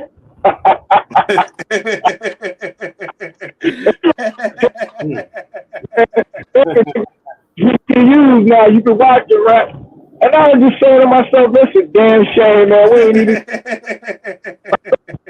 on the drum line. I was saying, that's a damn shame, man. We get moved off the band, man. Shit, who gonna play the drums like us?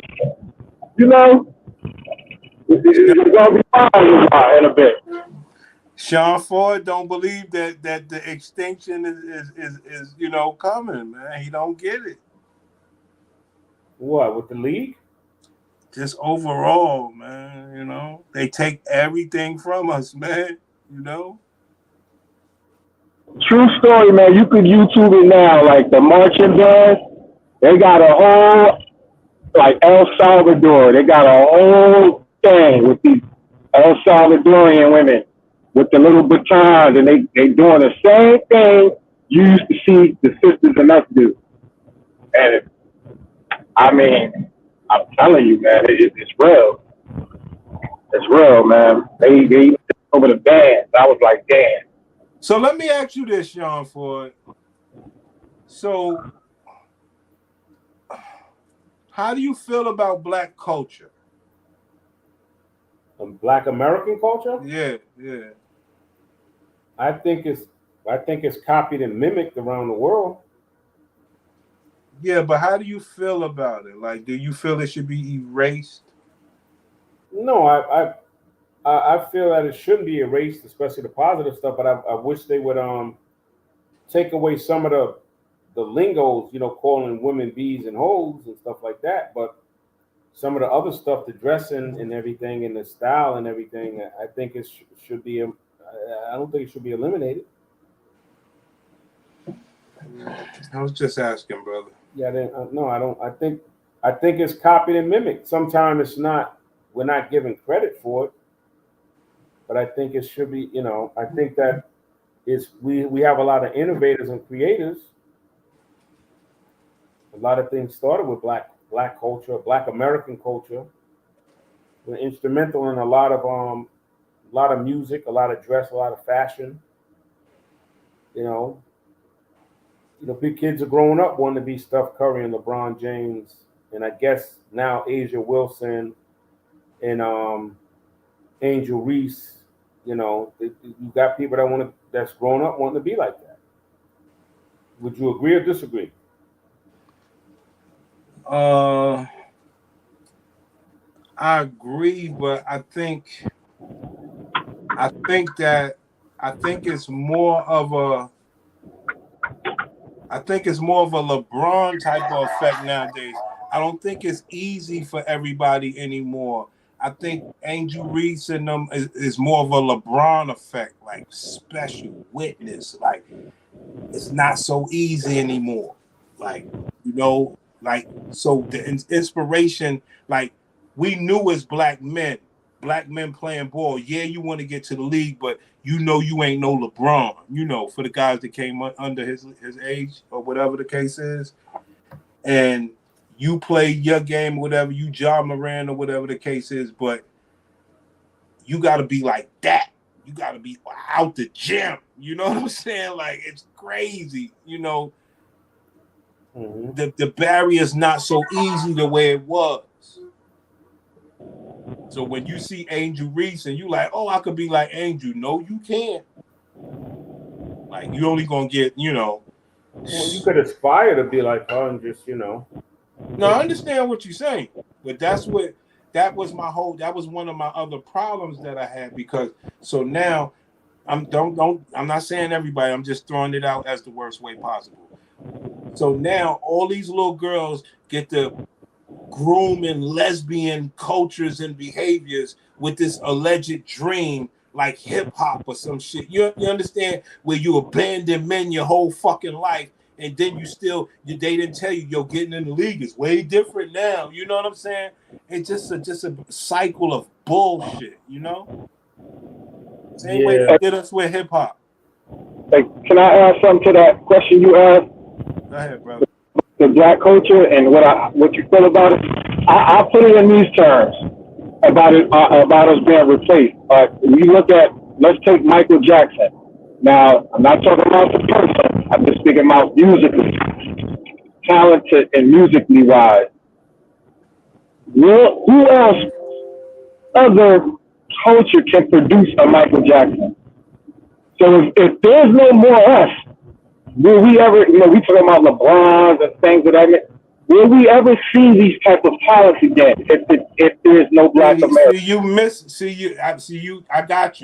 I got you beat easy, because you missing the whole argument.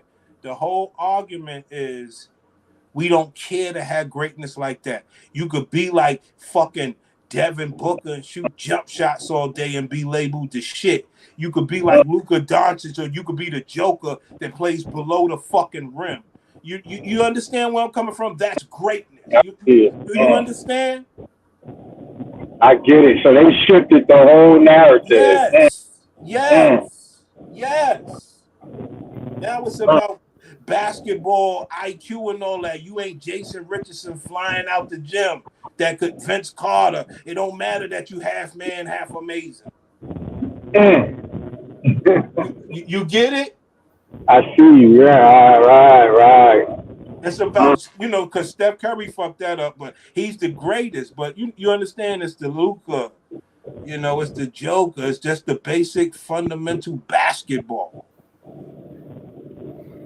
And they are pushing that. That is now what they consider the peak greatness of basketball. They enjoy an MVP every goddamn year. Because he's fucking jogging up and down the court. Like, he's literally jogging up and down the court. That's right. And standing at the free throw line and doing what he do. Right. He making plays. We had Magic, Showtime. That was what he was. Right. I feel you. There's no Kobe Bryant that will take it to him. You know what I'm saying? Wow, that's interesting. So the barrier has been dropped. Right. Like it's about Luka Doncic faking you 5 and 6 times, then walking down the court like he thugged out. That's what this is about. Yeah. Good point. You ain't gonna get that Alonzo Mourning and Vince Carter clash of the Titans. You're not getting all that. So we got duped. We got the world put over our eyes. We got bamboozled. I'm trying to tell Ford that he don't want to see it. We got to embrace everybody. Multiculturalism. They told us to embrace everything, and as we're doing it, they are shifting. Right? And they told us you don't need to have another Michael Jordan or Michael Jackson at all. This is.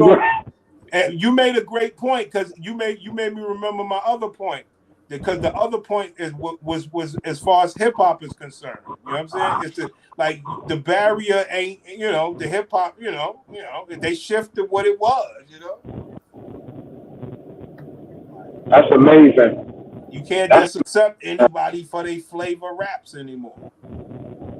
Hey, real quick, I was listening to my golden era a couple nights ago, and I was just listening to the music, not even the lyrics, the words, just the composing of the music. Like, we had musical geniuses, and I just when you talk about Dr. Dre, I was listening to the NWA album, the first one, or the second, whichever one it was. I think it was the first one. That is a classic album production-wise. When you listen to music, you don't even gotta take the lyrics. We'll never get that again. And like you said, they lowered the barrier now. So now, whatever the hell, what's my man name? Who be producer for Future and Drake? What's that dude's name? Mustard? DJ Mustard? Yeah. What are they doing? I don't even know what it is. It sounds, not to try to shit on the new shit that they listen to, because I listen to it, but it don't compare. Compare. Well, let me give you a different idea. A different idea is, remember the music videos. The music videos were like movies. And with the music videos were like, the rappers would audition how they could act. It was like real productions, as far as just regular videos. They would, we could go all the way back to LL I'm Bad and all this other stuff. It was always some sort of movie. They were like trying to audition themselves. Mobb Deep did it. Everybody did it to try to be like an actor or something, to have some storyline. It's different now.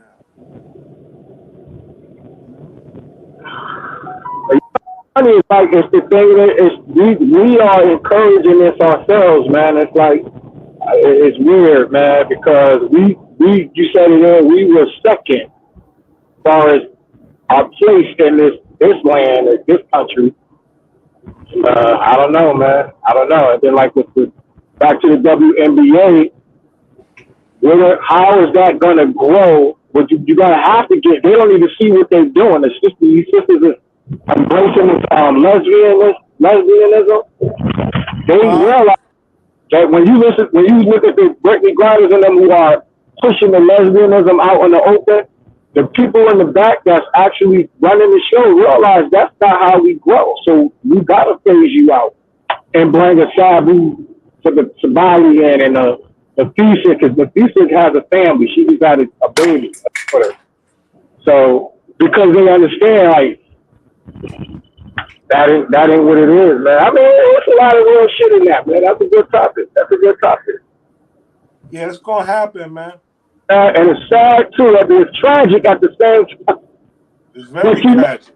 But you want to know what, Chris? That's why I get excited. I used to be when I saw a single mom with about 7 children. Now I love it. Adam children. Adam got 10 babies. Right. I don't care if it's about 4 or 5 dudes. Right. It's important. Right. Yes, have them. I have them. That's what you're gonna see. You're gonna see 2, 3 Mexicans or different race people, and they got families. You like, I used to look at the single moms and be like, oh man, that's unfortunate, all them damn kids. But now when I see it now, I be like, Lord, have them damn babies. Have them. We gotta read. Have them damn babies. Yeah. Because and not to go there, but it's gonna have to take a whole new rebranding. We might have to skip the whole generation and work on the babies. This pretty much is gonna have to happen. You have to skip the generation, cancel them out, and start fresh with a whole new generation. But I don't know. What I believe some of that stuff that these guys say. I believe that us doing these things on the internet, maybe some generations will see these years after, you know? Just maybe, because remember, all we had was like black and white photos of shit up in the attic when we grew up. These kids get to have like real conversations of ancient history. You understand what I'm saying? Back. Like we used to have to go to the library to get old articles and shit like that to see what had happened. You know? So maybe this stuff will work one day. But only thing I be telling brothers is, yo, all the other people using it too. And they reproducing heavy.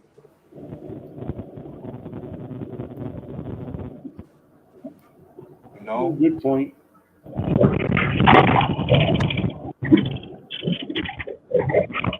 It's a good point, but I don't know. I don't know what the future of it is.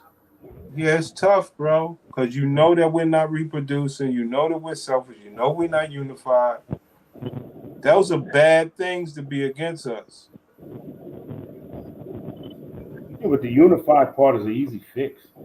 I wish. It is. In real life, it is. But I don't see why it don't happen. Because Especially people are with the power. People are going to see things the way they see it.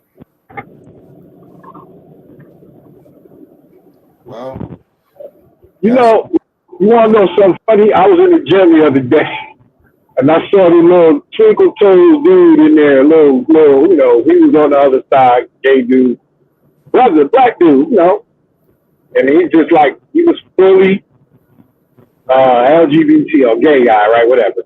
And I said to myself, you know, it ain't the you whatever you is, but I just hope on that day when you got to fend for yourself, that when the shit hits the fan, that shit ain't gonna work for you. So hopefully you know how to hold your own. You know what? Yo, you know what? Yo, you made me think of something, dog. I was listening to WBLS. They play all the old school shit, right?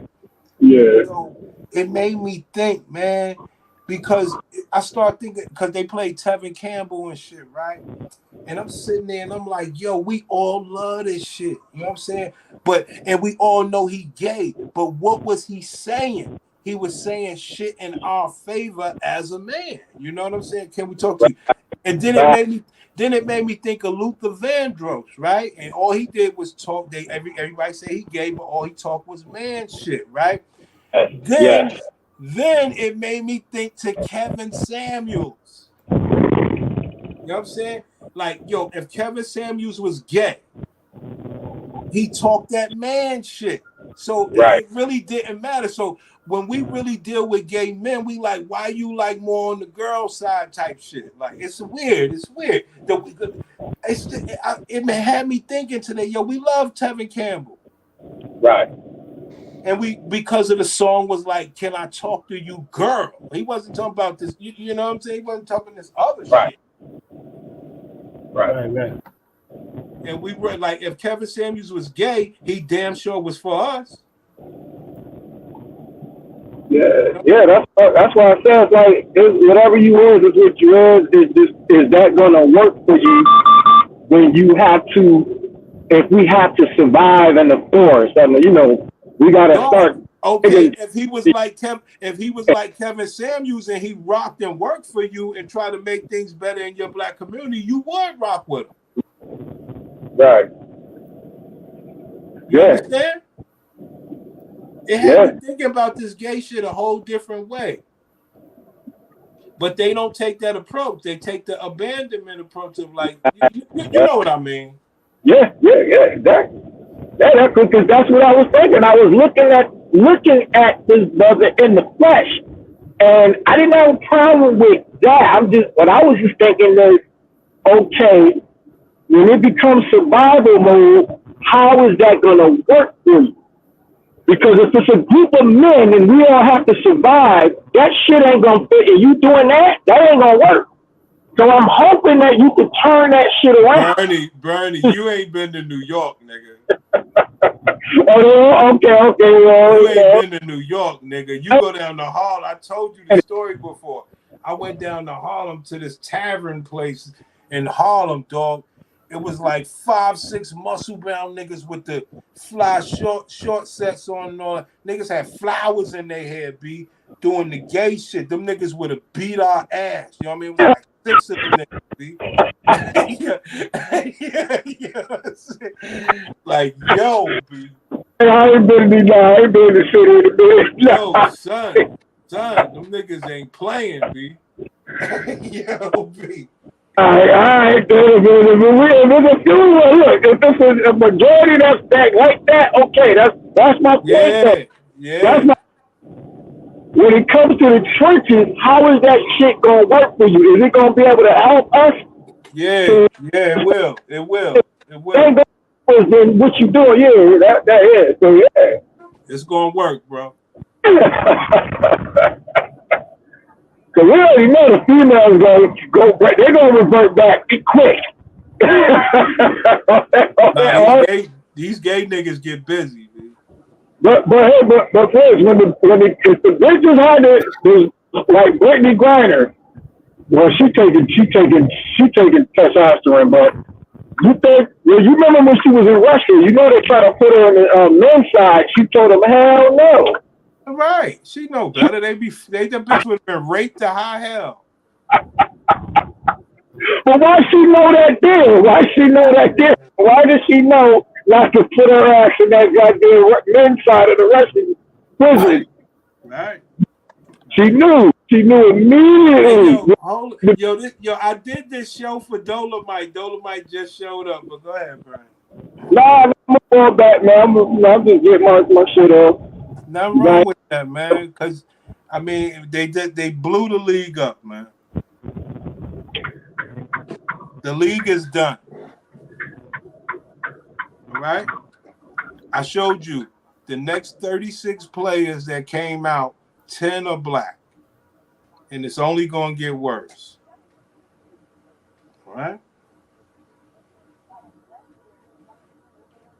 I'm telling you, if your girl Collier, she did an N1, went around getting niggas in the hood, you know, coming to the gym, doing her mixtape, filming it, putting it on YouTube, sharing back with the black community, men that helped her be a better baller, and just forward in the game. Angel Reese, and Angel Reese come through, show up at one of the joints. Now you got black men backing you. You understand? Put some skin in the game. They put skin in the game. Blood in, blood out. Hey, plus one thing on that though, what I think would happen, I don't think she will get the media push. It's not about the media. That's the best part about it, because it's so groundbreaking. She going to give back to black men. Niggas watching that on whatever platform, YouTube she put it on. But that's like Maya Moore. She didn't do that, but she left the league to get her husband out of prison. Because her husband. Listen, Maya Moore is a special woman. But they didn't promote that. She did something for black men. She's a special woman. But they didn't. The point I'm trying to make is they didn't promote that. They didn't talk about that at all. I know. They're not gonna do that, man. Like, you gotta understand, they have the power of narrative. All right. Last thing they want to see is these bitches making more black babies, taking the year off so they could have a baby and all that stuff.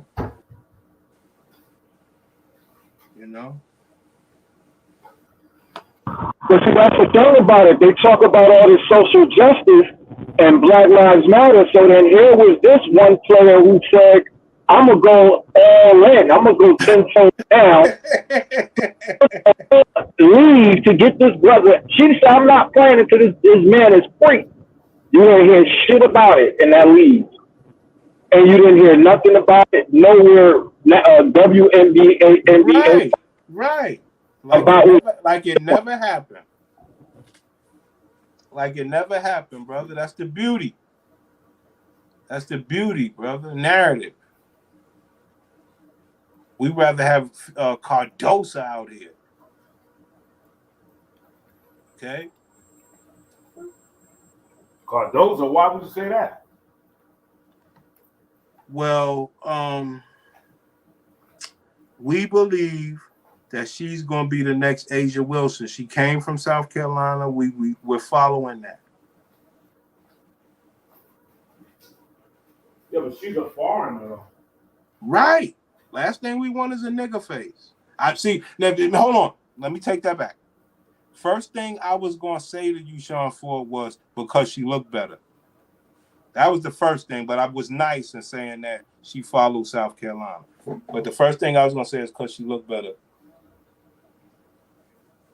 So, yeah, the foreigner thing is for real. They don't want, you got to be, Candace Parker. Shit, Maya Moore didn't even look good enough. Juju looks good enough.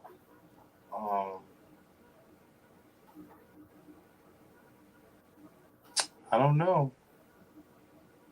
Angel Reese looks good enough. Yeah, she looks good enough. Yeah. Served in the Marine Corps. Yeah. For approximately 20 years in law enforcement. Someone who was a firearms instructor. I don't know, man.